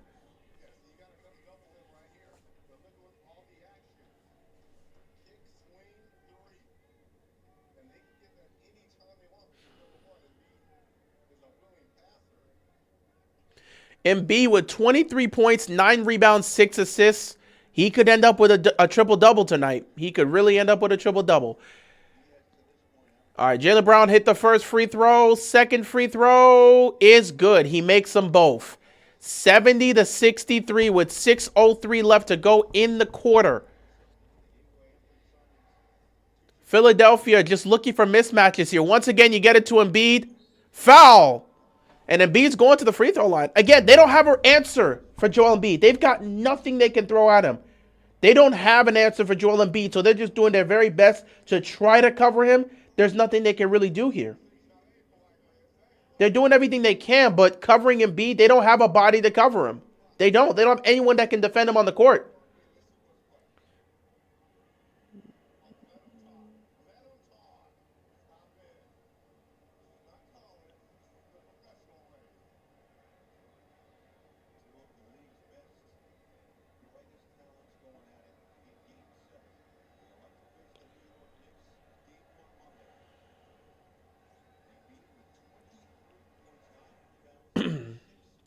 First free throw is good.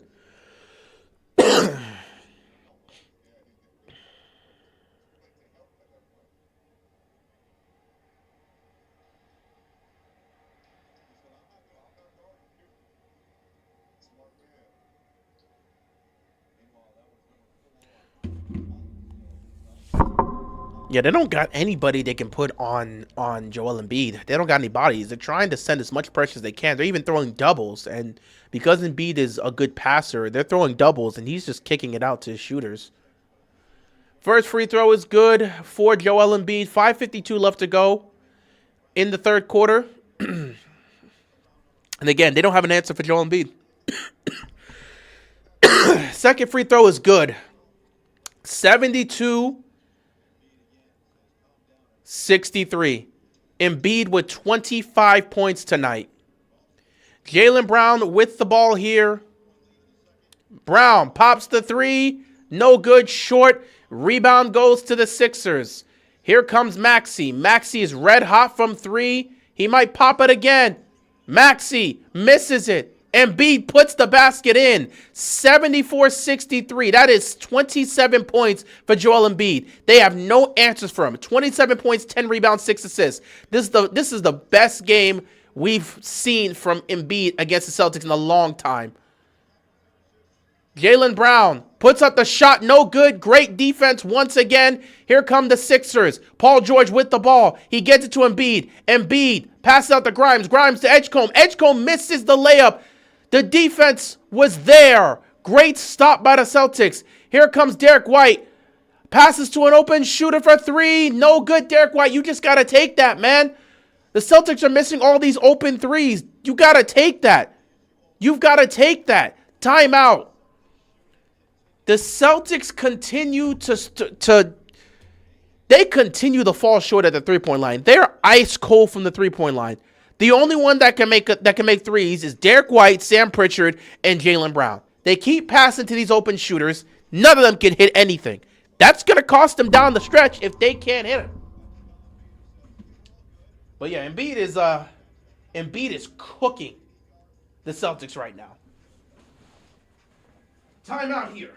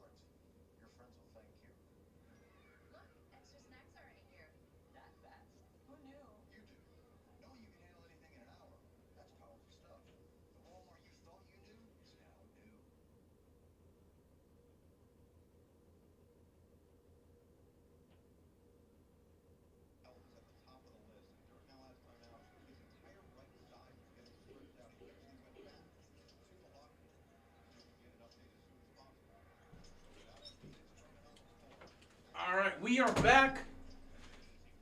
I walked back in to see another basket scored here by the 76ers. It's now 76-63. Joel Embiid's in the locker room. What happened? Sam Hauser for 3. Why is Joel Embiid in the locker room? What did I miss? Why is Embiid in the locker room? I'm about to go check this.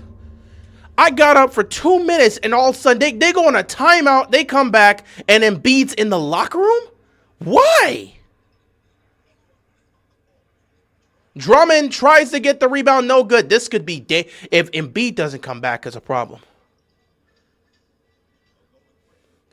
No, you're not spoiling. I'm just saying I was gone. I came back. I left my seat for a couple minutes, came back. The game was already on, and I was looking for Embiid. I'm like, did they send him to the bench? And you just told me that he's in the locker room. So I'm trying to figure out why he's in the locker room. He was having issues with his arm? Okay. All right, that's fine then. If he's back out there, that's fine. 76-66. Paul George pops the 3. And he got it. That's a tough contested 3 that he just put in. Paul George is playing his best basketball tonight on his birthday. That is crazy. 79-66. Paul George, 13 points. 3 of 4 from 3. At some point, they have got to stop settling for threes. Boston continues to live and die by the 3. They're 3 for 14 on their three-point attempts this quarter. Maxey mid-range good, 81-66. Philadelphia starting to put on a clinic. This is getting bad fast. Boston has got to get something going. Their bench is doing nothing. Pritchard, 3, no good. They just keep clanking threes. They're just putting up threes. They're not running anything here.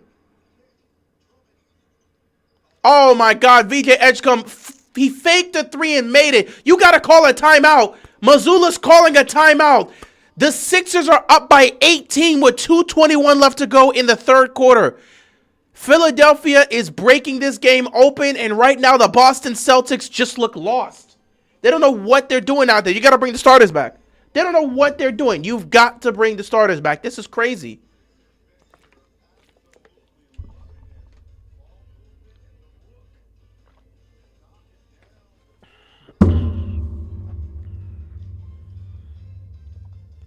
Man, Philly is starting to spank these guys. But we know it's the NBA in this era, so, an 18-point lead don't last. If Boston can go on a run, they'll be fine.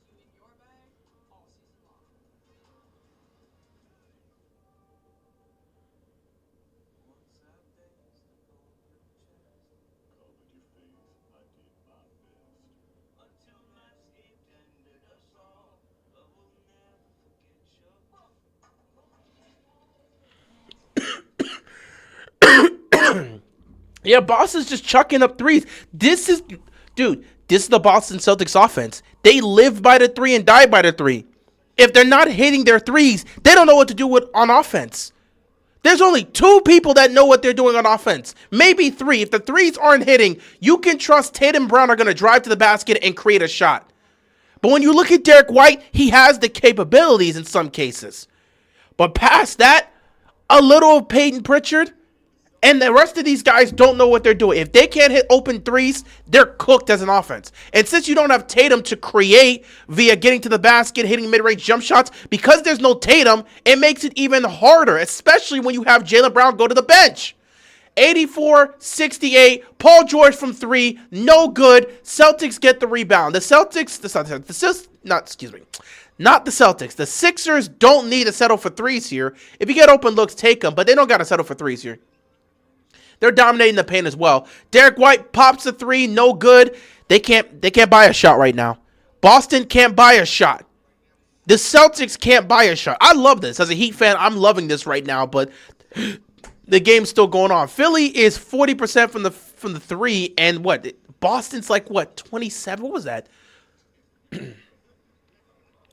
Another great defensive stop. See, they're doing a good job defensively, and there's Jaylen Brown to drive to the basket and get the shot. Jaylen Brown, again, he's going to have to set the tone. They need to attack the basket. With Embiid out the game right now, this is your opportunity to take advantage of it. How you been, man? 3 Game 7s this weekend. What a treat. Yeah, great to see these Game 7s. Hopefully the Celtics get packed up tonight. The only reason I'm here is because I want to see something I've never seen in my lifetime. The Sixers beat the Celtics in the playoff series. To tell anyone in the chat that doesn't know this, the last time Philadelphia beat Boston in a playoff series was 1982. They haven't beaten these guys in over 40 years. Something has to change. 84-70, 45 seconds left to go in the quarter. Edgecombe pops a 3. It's pure. 87-70. They're giving them the belt right now. Oh my God. VJ Edgecombe has 21 points and he's cooking. Jaylen Brown responds with the 3. That is a must-needed 3. 27 seconds left here. 87-73. Maxey with the ball gives it to Grimes. Grimes being guarded by Derek White. 10 seconds left. He's going to give it back to Maxey. Maxey is going to drive. 5 seconds left. Here goes Grimes. Grimes to the basket. Oh! And he's fouled. With 7 seconds left to go, Grimes trying to put up a monster dunk, gets fouled at the rim. He's going to the free throw line. He just missed it. And Embiid literally dealing with issues with his arm, and you're not taking advantage of this if you're Boston. That's crazy. For the Raptors, they never beat Cleveland at home. Yeah, they've never beaten Cleveland. In Cleveland. They've never beaten Cleveland. They've never beaten Cleveland in Cleveland. Yeah, I think they went 0-12, 0-11. They've never beaten the Cavs in Cleveland. In the playoffs, of course. Embiid's getting worked on. Literally. He's literally by the baseline area on the bench, and he's getting worked on. Missed free throw here by Grimes. 3 seconds left. A shot by Derek White off the glass. It's good. Maybe they'll get some momentum from that shot by Derek White. It is a 13-point game heading into the fourth quarter. 88-75. Boston's season's on the line. Derek White might have given them some momentum with that shot, but we'll have to see what happens. Heading into the fourth quarter, Philadelphia is up by 13. Can they hold on, or will the Celtics pull off the comeback?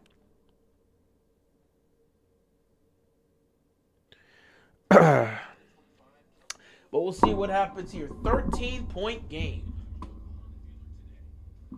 Let me check this out real quick.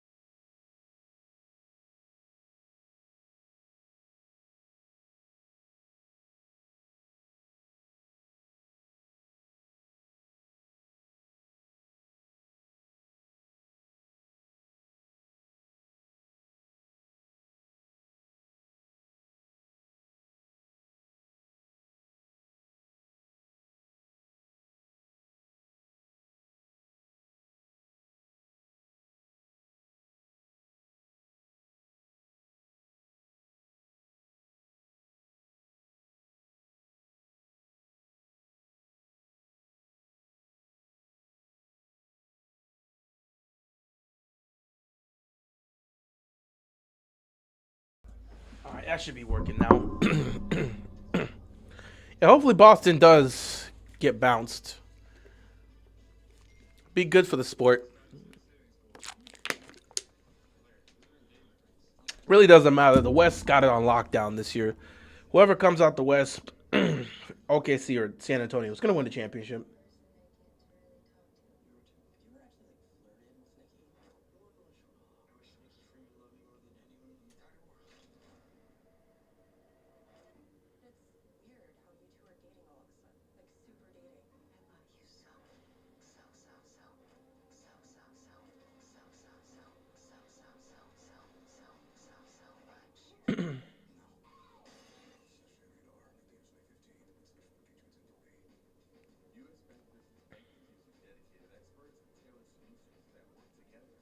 Things are looking bad.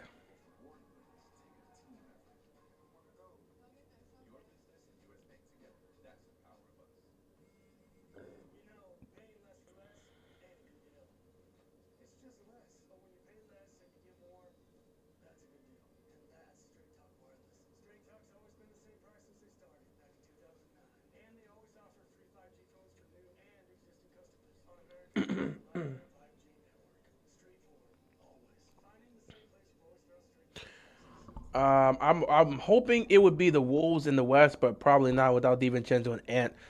I'm gonna keep it the bean.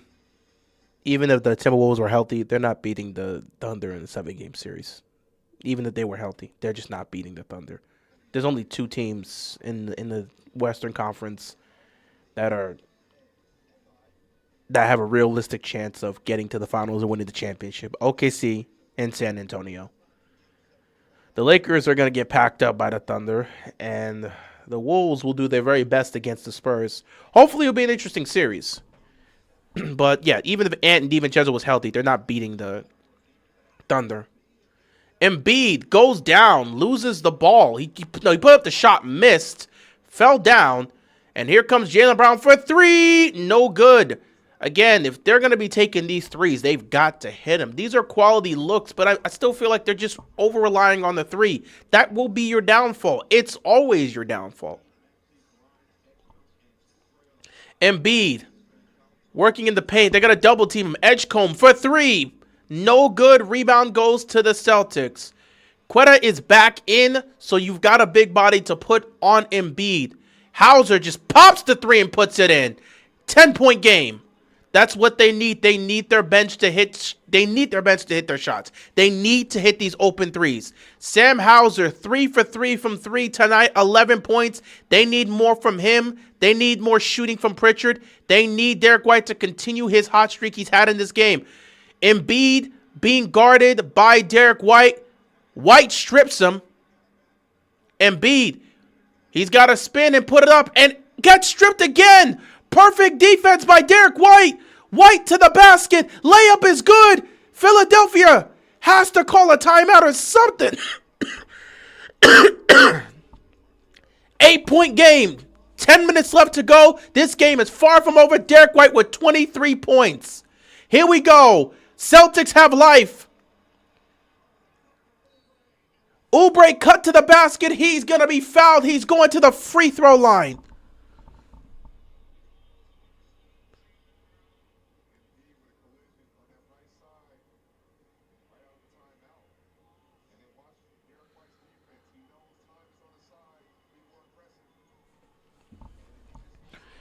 Derek White doing everything in his power to help this team win Game 7. Kelly Oubre at the free throw line makes the first free throw, 89-80.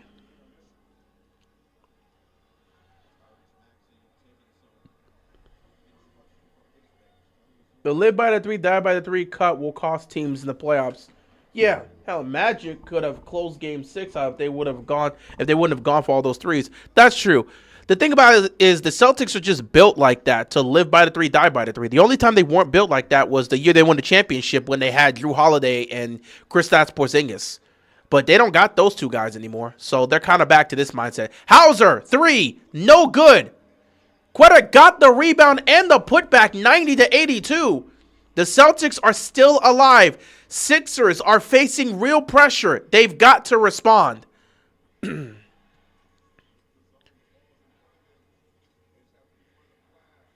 Edgecombe left open for 3. And he misses it. Now they're just settling for three. Philadelphia settling for threes when they don't need to. And now Boston's being aggressive and attacking the basket. And there's going to be a foul that is called on Maxey. I think that's his fourth.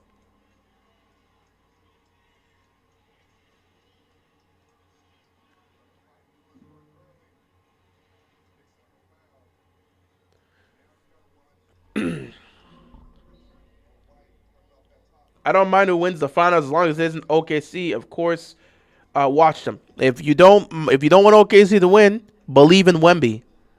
Believe in Victor Wembanyama. That's the only man that can stop the Thunder from repeating. Because nobody in the East is going to do anything. You better hope San Antonio gets to the Western Conference Finals and handles business.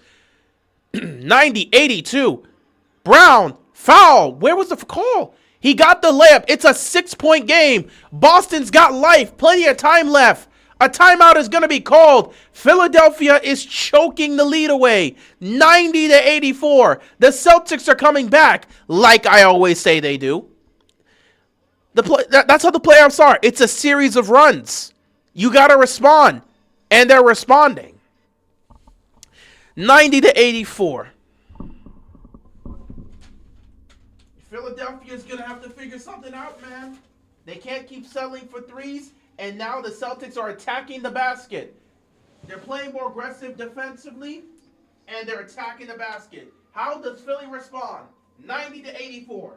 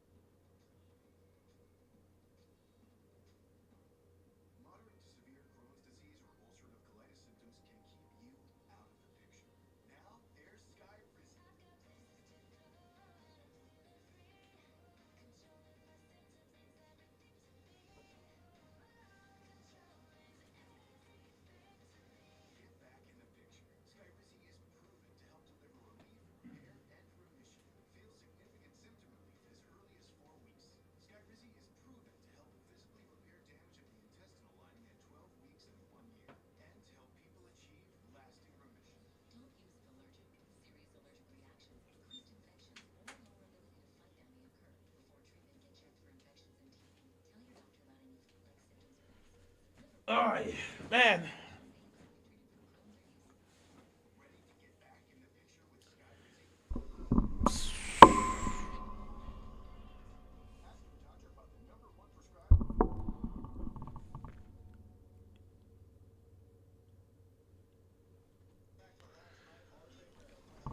All right, 6-point game.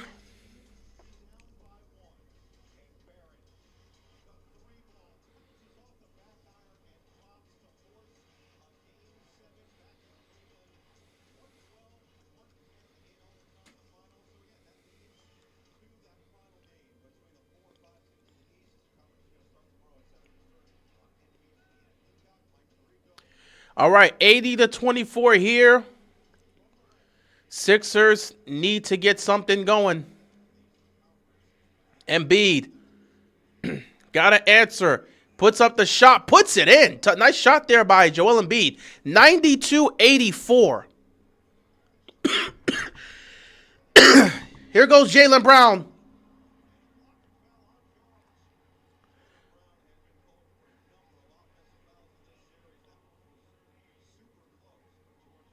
Paul George is going to be called for the foul, but Jaylen Brown is down right now. He is hurt.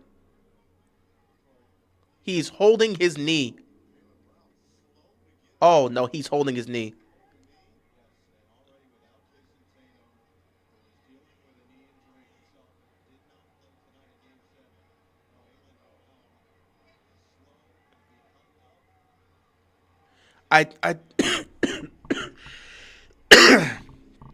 I'm hoping he's fine. I think he just banged his knee. I think he's okay. He's trying to walk it up. I think he banged his knee when he fell down. But I think he's going to be okay. That should be an offensive foul. Yeah, he banged his knee. When he fell to the ground, he banged his knee on the court, the base of the court at the bottom there.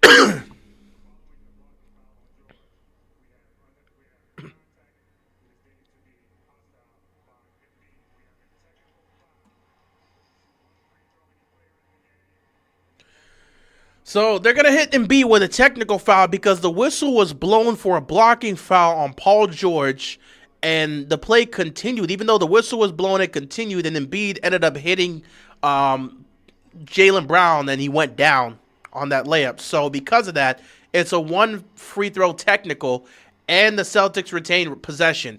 So they're going to have Pritchard shoot the free throw here to make it 92-85. And the Celtics do get the ball back. So it's a 7-point game. Celtics have the ball and have a chance to possibly cut this to 4. Well, here we go. This is Game 7. This is what you think.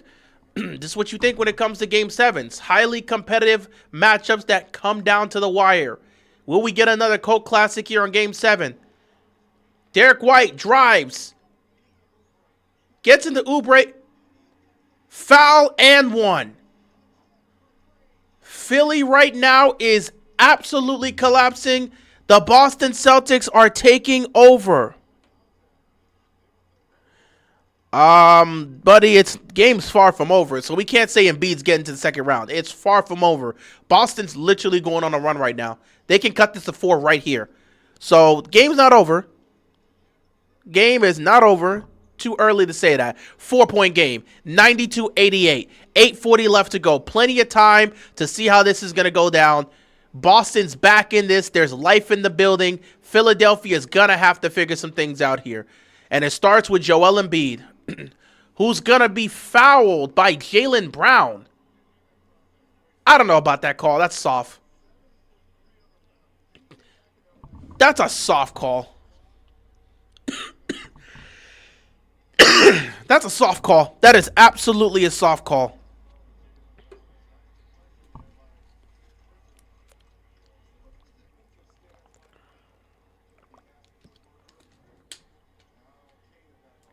All right, 10 seconds on the shot clock here. They're trying to get it to Embiid. There it is, Embiid. He's in a bad position. Step back shot. No good. Rebound goes to Brown. And the Celtics have a chance to cut this to 2 or 1. Here we go. Brown to the basket. Gets it to White. White in the corner. He drives. Gets it back to Brown. Brown open. He's going to get fouled and puts it in. Another and one. And Jaylen Brown can make this a 1-point game.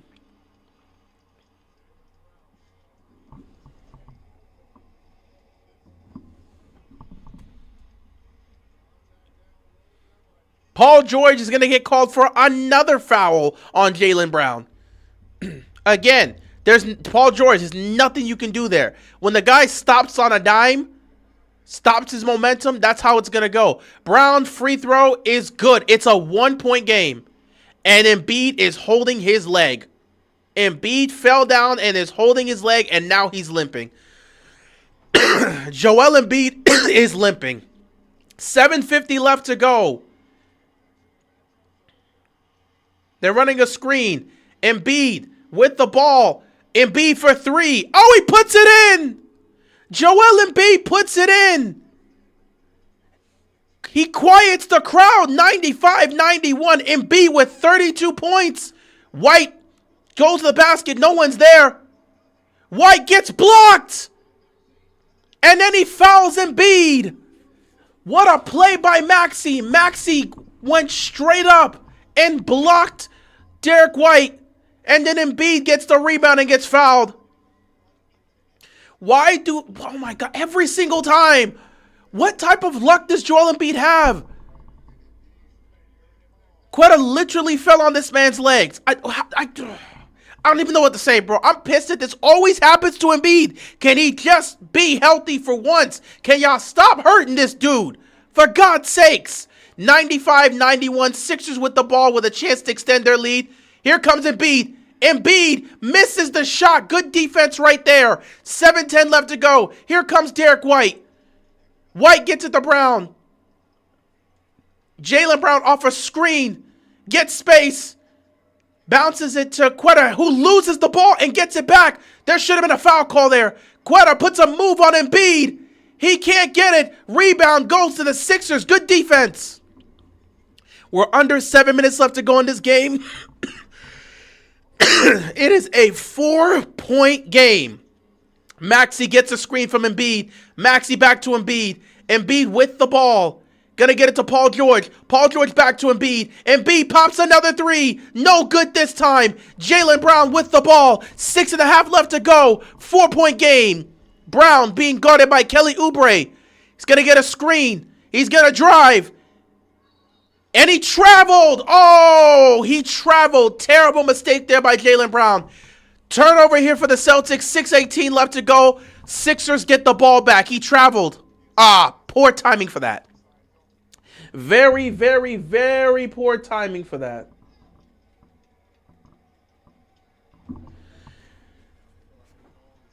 Phillies has 8 turnovers in this game. Boston has 5. Paul George, mid-range shot, no good. Great defense there by Hauser. Here comes Brown, still a 4-point game. Brown drives. Brown gets it to the corner. Back to Derek White. White fakes the three. Puts it up this time. He puts it in. It's a 1-point game. 95-94. 5:45 left to go in Game 7.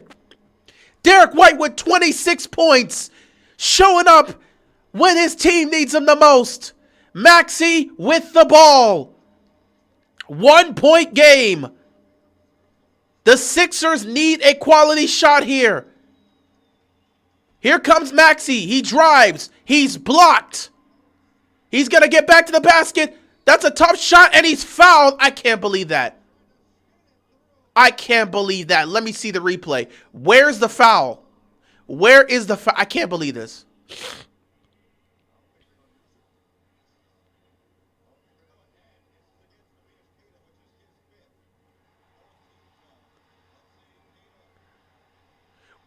He had the arm. He got him on the arm. He got him on the arm. You can't challenge this. He got him on the arm. And that's Quetta's 5th foul. He got him on the arm. That's a clear foul. They're going to challenge this, but it's a clear foul. He hit him on the arm. He hit him on the arm. That's a clear foul.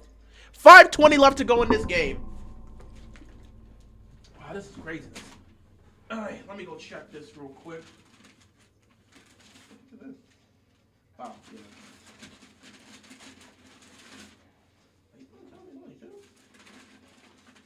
Oh, no. Okay. Yeah, never mind. Where is this damn thing? The Celtics are gonna have this reviewed. We'll see what happens.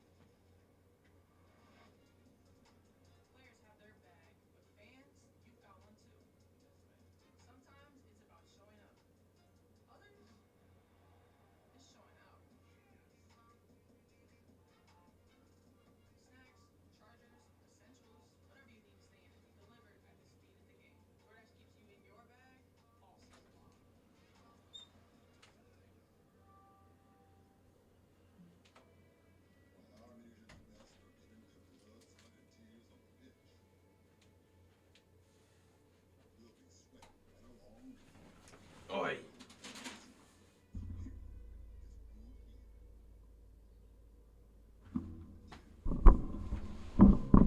They shouldn't have challenged that.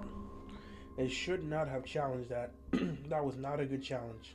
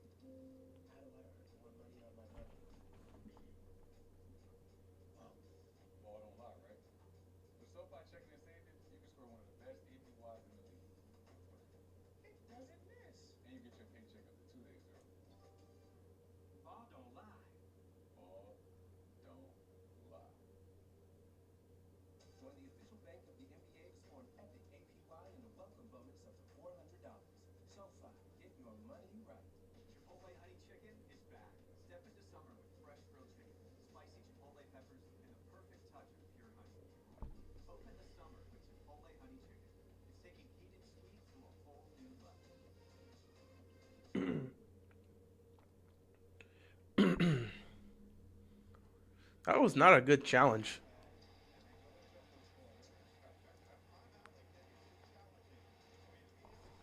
He hit him in his arm.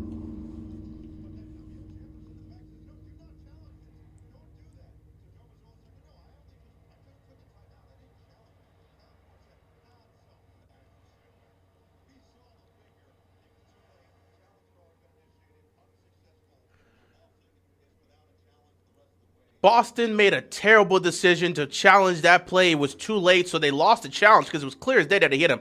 Boston has no challenges left now. They lost it. They also have 2 timeouts left, and they're in the bonus for the rest of the game.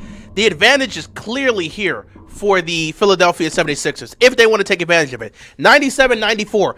All the advantages are here for the Sixers. If they lose this game, they got nobody to blame but themselves. Oh, actually, both teams are in the bonus. So at this point, free throws the rest of the way. 5 minutes left to go in this game. Here we go. Brown driving. Puts the ball up and just throws it in. He got the shot to go in. 1-point game. He was looking to get another foul, but he's throw it in. 97-96. Jaylen Brown with 33 points. Once again, they're trying to get this to Joel Embiid. And another foul is called. And Joel Embiid's going to head to the free throw line. Because there's free throws. Both teams are in the bonus, so it's free throws the rest of the way.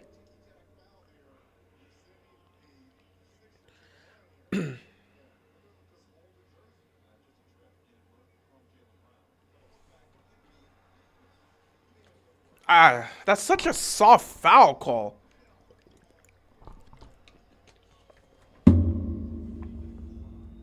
Embiid at the free throw line. He can bring it back to a 3-point game, makes the first free throw.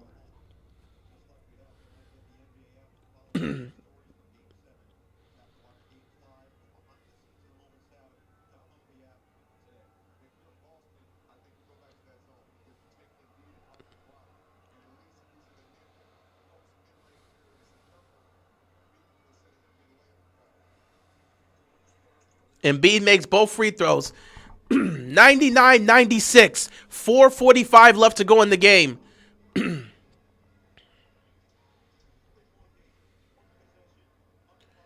Jaylen Brown gets it to White. White for the tie.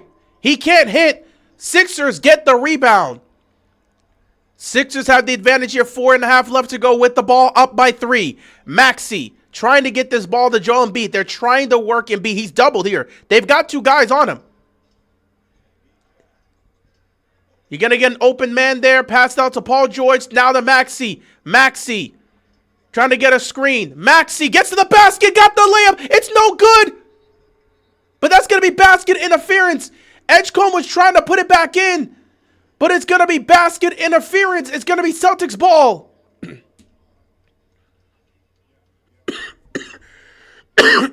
That is basket interference right there. Maxey went to the basket, missed the layup. Edgecombe was trying to put it in, but that is basket interference.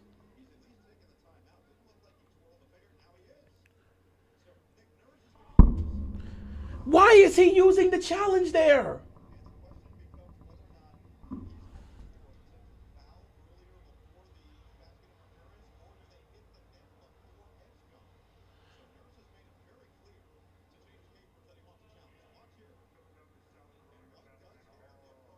Oh!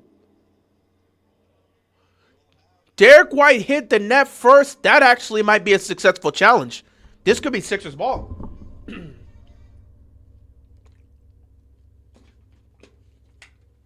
Did not get that look there. This actually could be Sixers ball.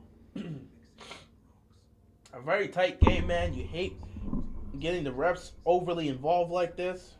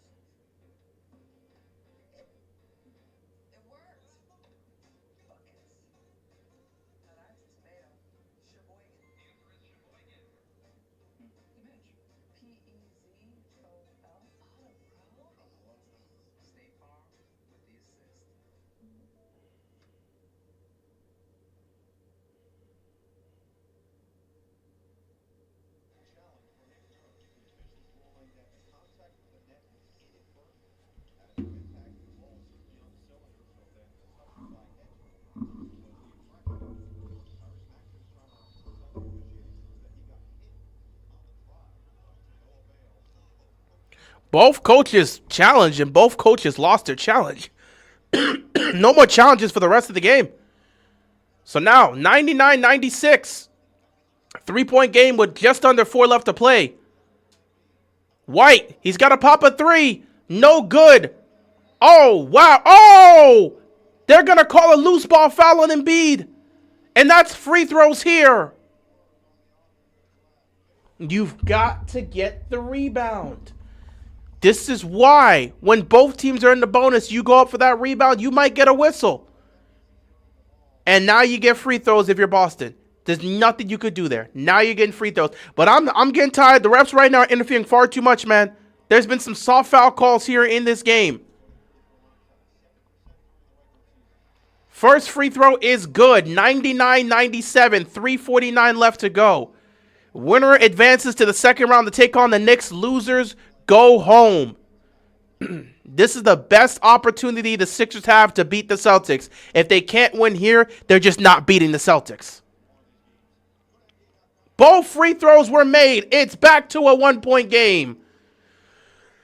99-98, 3:45 left to go in this game. They're trying to run the action again with Embiid. He's got a mismatch. Jaylen Brown on him. He throws the hook shot and misses. And the Celtics have a chance to take the lead with 3.5 left to go in this game. What happens here? Derek White to Jaylen Brown. Brown for the lead. He missed the shot. He was open for 3 and missed it. Tyrese Maxey's got the ball. Oh my God, you're not going to get a better look than that. He was wide open for 3 and could not hit it. 10 seconds on the shot clock. Maxey's going to drive. He gets it to the corner. Embiid for 3. Embiid can't hit the 3. Why are you shooting 3s with Embiid in the corner with the season on the line? What are you doing? Here we go. Jaylen Brown going to drive. No foul, but he misses again. And the Sixers get the ball. The Sixers clinging on to a 1-point lead. 99-98. 2:40 left to go in this game. Sixers trying to hold on. Maxey being guarded by Derek White. Trying to get a screen. Now he's being guarded by Hauser. He's going to throw it down to Paul George. Paul George got a look. Paul George gets rejected. No call. Great defense. And here comes Brown. Brown to the corner. Pritchard for the lead. He can't hit. And Philly gets the ball again. Neither team can hit. 2:13 left to go. Both squads have gone ice cold. Nobody can shoot a basket right now. 2 minutes left to go in this game. Maxey to the basket. Makes the layup. It's good. 101-98. 2 minutes left to go. And Hauser nearly loses the ball. Got it back. Now it's with Brown. 1:50 left, season on the line. What can the Celtics do? Down by 3. Brown gets a screen from Pritchard. He's being guarded one-on-one by Maxey. Brown drives. Brown push off. Nobody calls it. He misses the shot, and the Sixers get the ball. 1:35 left. Embiid is limping right now, but they have a chance to close out. Can the Sixers beat the Celtics for the first time in the playoffs in over 40 years? Maxey drives, stops on a dime. He's going to drive again. Gets it to Oubre. Gets a screen. Drives to the basket. Layup is good. They've got a 5-point lead with 1:15 left to go. The Sixers, 5-point lead. Maxey with 26. Here we go. White with the ball. Being guarded by Embiid. Can the Sixers hold on? Derek White to the basket. Nothing's there. He's going to take it back out. They're going to throw up a 3 by Hauser. Hauser, no good. Rebound goes to Oubre. We're under a minute, and the Sixers are this close to beating the Celtics for the first time in over 40 years. 45 seconds left to go in this game. Maxey with the ball. He's going one-on-one with Pritchard. Maxey's going for the kill shot. He's going to drive. He puts up the shot. No good. Embiid tries to fight for the rebound. He knocks it out of bounds. No good. Celtics get the ball with 30 seconds left. Celtics need a score here. Their season's on the line. They have to score here. Season's on the line. Here comes Brown. Brown just pops the 3. No good. Celtics get their own rebound. Derek White pops the 3. He misses, and the game is over. With 20 seconds left, they're going to foul Maxey. The Sixers are going to do it. The Sixers are going to beat the Celtics.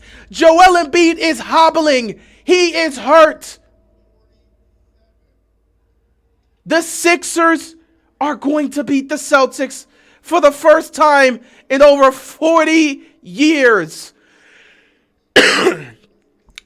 And I don't think Embiid again. Embiid is taking a beating in this game.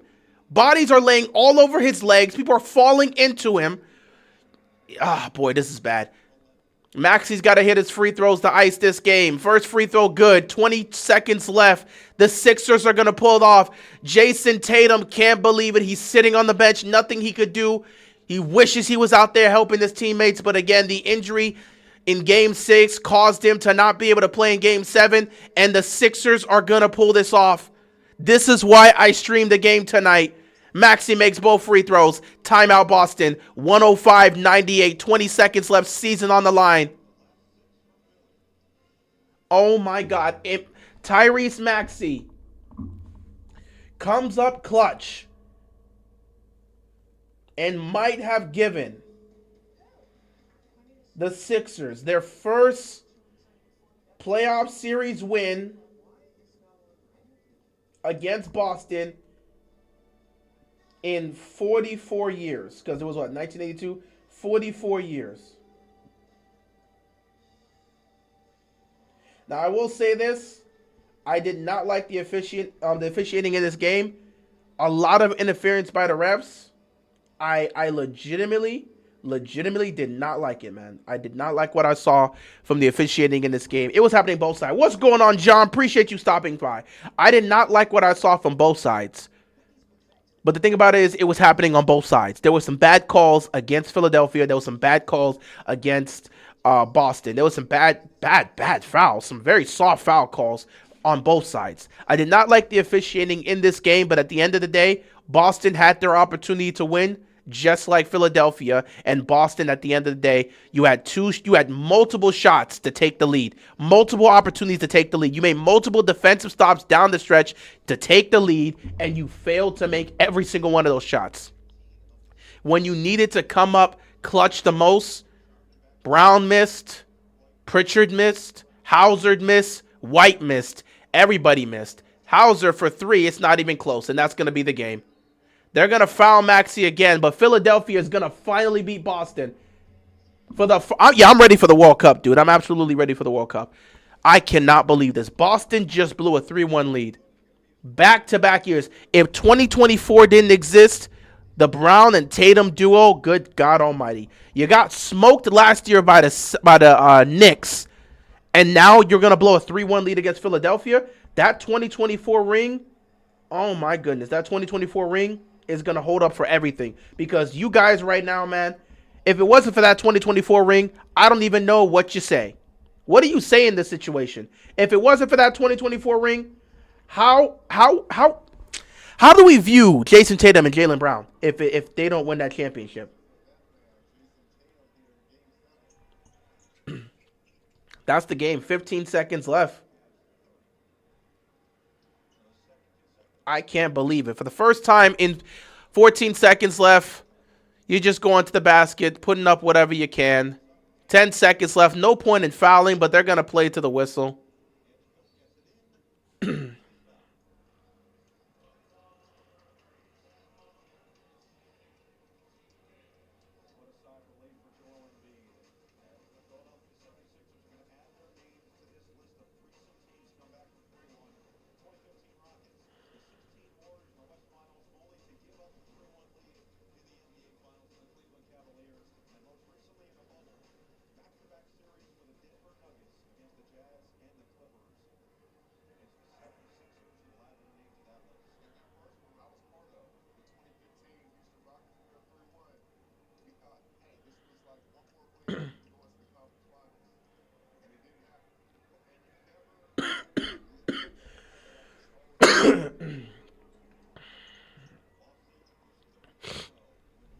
8 seconds left. 7, 6, 5, 4. Air ball to end the season. 3, 2, 1.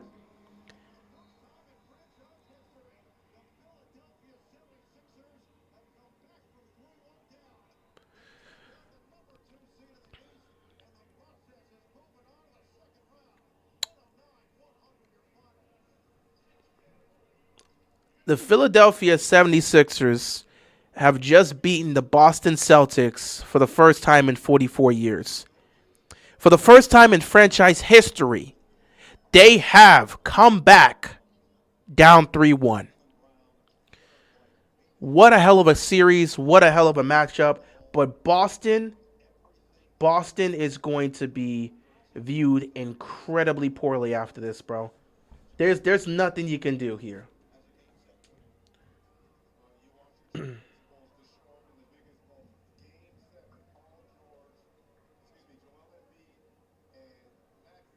The Celtics blew a 3-1 lead. I don't even know what to say, man.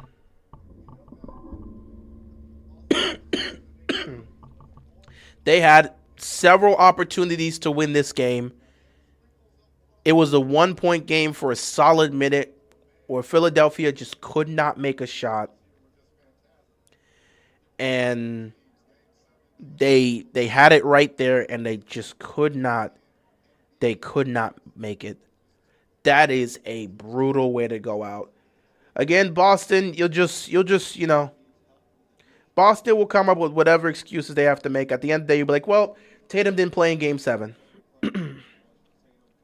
Celtics fans are going to rage tonight, but at the end of the day, you'll just say, Tatum didn't play in Game 7. Tatum didn't play in Game 7, but you still blew a 3-1 lead. Tatum didn't play in Game 7, but you still blew a 3-1 lead.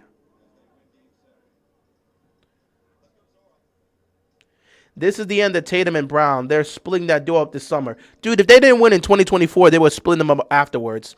In fact, after they blew it to my team in Game 7 in 2023, people really sat back and said they absolutely have to trade Jaylen Brown.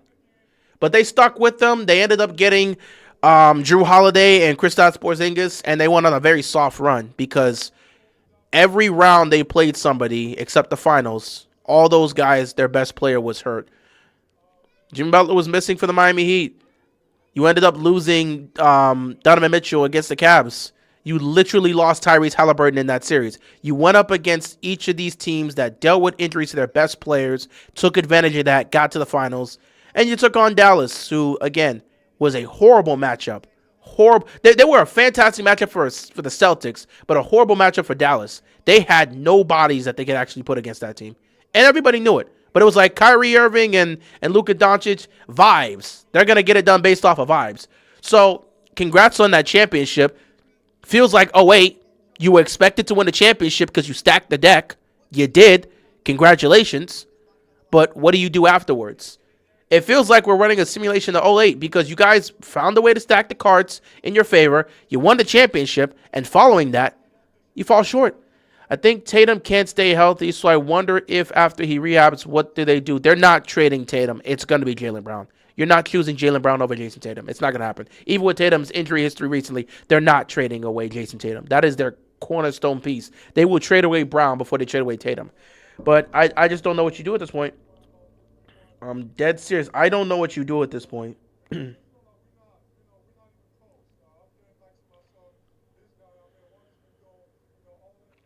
But I will give credit to Jason Tatum. At the end of the day, he fought, man. He fought his way back. He tore his Achilles last year, fought his way back to play this year, to give his team a chance to compete, and did everything he could. It is what it is, man. Just fell short.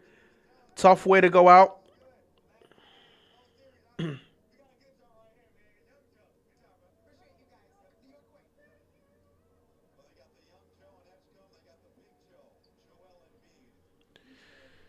Well, right now, if you're a Sixers fan, you're going to be making all sorts of jokes. You're going to be taking shots. Going to be laughing at Boston's demise. You absolutely deserve it. You should celebrate 100%. But keep in mind that the Knicks are going to be a tough team, and if Embiid is not healthy, which, again, tonight scares me because there were several times people landed on his ankle, his legs, his knees. If Embiid is not good to go in that series, you're not beating the Knicks. Not beating the Knicks if Embiid's not healthy. With him healthy, you have a real chance. I'm rooting for the Sixers. I hate the Celtics. I'm glad they got packed up and blew a 3-1 lead. Add that to Tatum and Brown's legacy. Add that to their resume. Again, what is this duo without 2024? When you stack the cards just like '08, and you won a championship that everyone favored you to win since the moment you freaking went and traded for Porzingis and Holiday. We all knew you were winning the championship at that point. You went through an Eastern Conference where everybody's best player was hurt when you faced off against them. Congrats on winning that ring. You truly deserve that title. It was a soft ring, which represents what the Celtics are right now. Soft. They're not a tough team. They're a soft team. But they got a ring, so, enjoy that. Because without that ring, Tatum and Brown's resume is just a legacy of choking. Choking. All the opportunities in the world to win, choking. So enjoy 2024. You got your ring just like you did in '08. And it took you guys stacking the deck once again for you to get that ring. But I'm happy for you. You got your ring. Because you're going to need that when it comes to these conversations. When we look back at the Tatum and Brown era, we're going to see a lot of failure, disappointment, underperformance, and choking. And right in between all of that will be that 2024 ring that was incredibly suspect and probably wouldn't have been won had certain teams been healthy. But that's a different conversation for a different day. But enjoy the ring, Boston. That 2024 ring, enjoy it. It's the only thing you're going to be able to hold on to in this era of Tatum and Brown. Because other than that ring, it's been nothing but failure, choking, underperformance, disappointment. Another year where you choked, by the way. So enjoy that. I'm happy. I'm very happy. Let's cross Boston off my list of teams that I'm glad got packed up. Hate the Celtics with every fiber in my body, so I'm glad to see them get packed up. Next up is the Knicks. I need those New York Knicks fans to cry again. Because the Knicks fans, they always run their mouth like they're this top-tier team. They run their mouth like they're a dynasty. They run their mouth like they're the best team in the league. And every single year, they get sent packing. Every single year, somebody packs up the Knicks. Every single year, they get sent home crying. So let's make that happen again. It's a yearly tradition for the Knicks. Every year they run their mouth like they're the best team in the league, and they're going to the finals. And then they go into the playoffs, and they proceed to do the same thing. They fail, they underperform, they blame the coach, and they ask them to trade Mikal Bridges. 5 draft picks for this. But then when they win, they don't say nothing. It's all good. Go New York, go New York, go. Yeah. So when they lose, when they fail to make it to the finals this year, I can't wait to see what the excuse is. Because Boston just got eliminated. And to keep it a bean, you beat Boston last year. So if they would have advanced, I would assume you'd beat them again this year. Nobody trusts Cleveland as far as you can throw them. They haven't earned the right to be trusted. And again, if they lose tomorrow to the Raptors, I'm going to have a serious conversation about Donovan Mitchell, who's one of my favorite players to watch. But at the end of the day, someone's going to have to explain to me what is the difference between Donovan Mitchell in Cleveland and Donovan Mitchell in Utah. It's the exact same player, the exact same performances, and the exact same results. Couldn't get out the second round in Utah, can't get out the second round here in Cleveland, despite having a top-tier team. So you're going to have to explain this to me if the Cavs lose tomorrow, because I don't trust Cleveland. They haven't given me a reason to trust them. And I know the Knicks are going to fold. So at this point, I'm looking at Philadelphia to get me something. Philadelphia or Detroit. Those are my 2 picks. Now that Boston's out, I'm rooting for Philly and I'm rooting for Detroit. I'm not rooting for Orlando. If Orlando, they're not going to win. But if Orlando wins, I'm going to be pissed off. I don't need Magic fans having any sort of hope. Because all they do is run their mouth when they haven't won anything or done anything significant since Dwight Howard's been there. But they like to run their mouth about the matchup that they have against the Heat, about how they always beat us in the regular season. They've won nothing, but they keep running their mouth like they're big brother when they're little brother. Okay? You're the Clippers.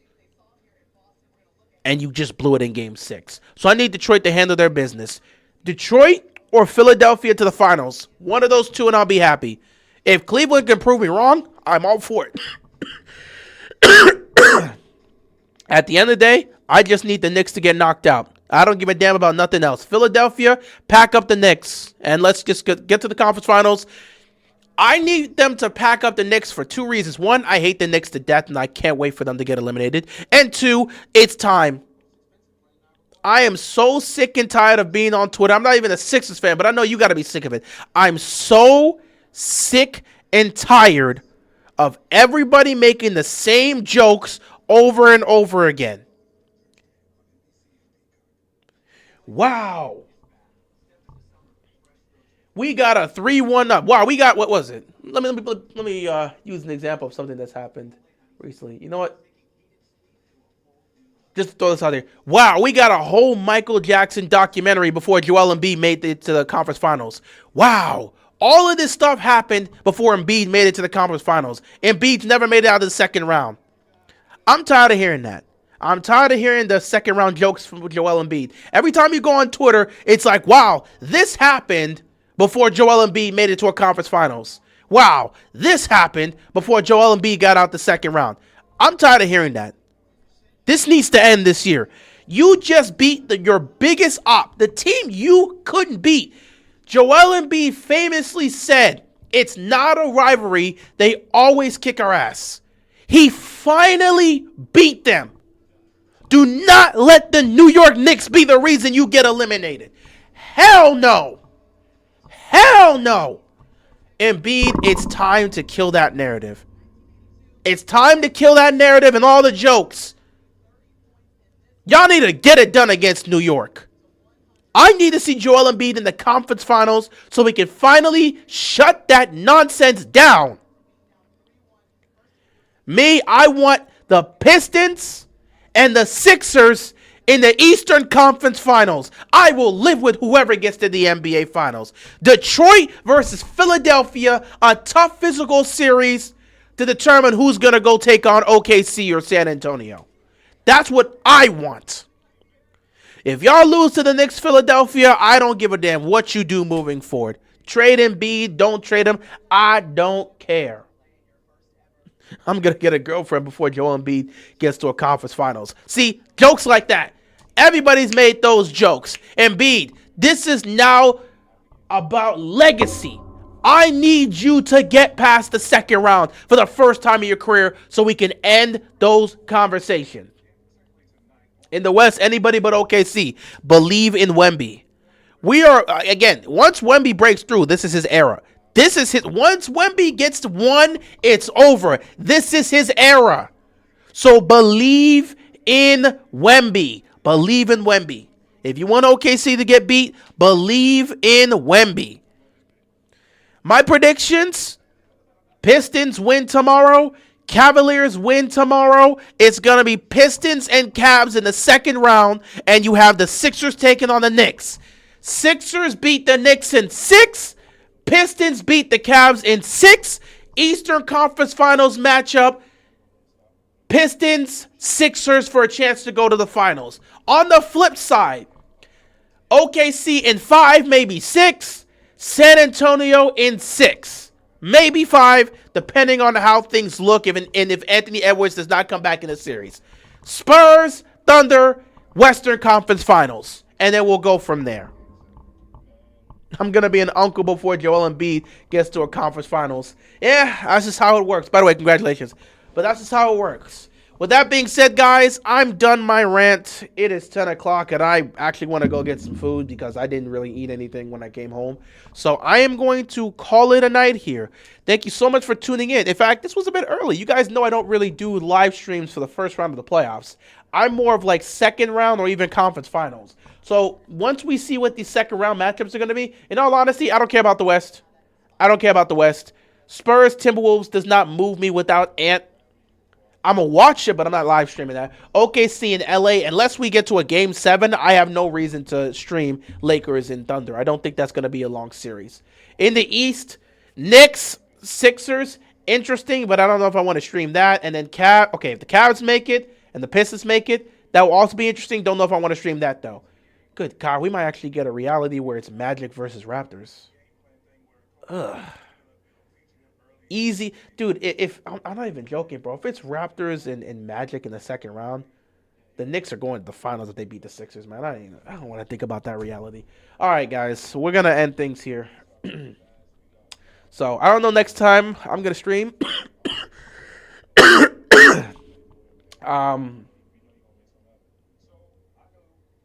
Yeah, I'm going to be busy tomorrow, so I'm not going to be able to do that. But, yeah, probably next time you'll see me streaming in terms of the NBA will probably be the conference finals unless something crazy happens in the second round.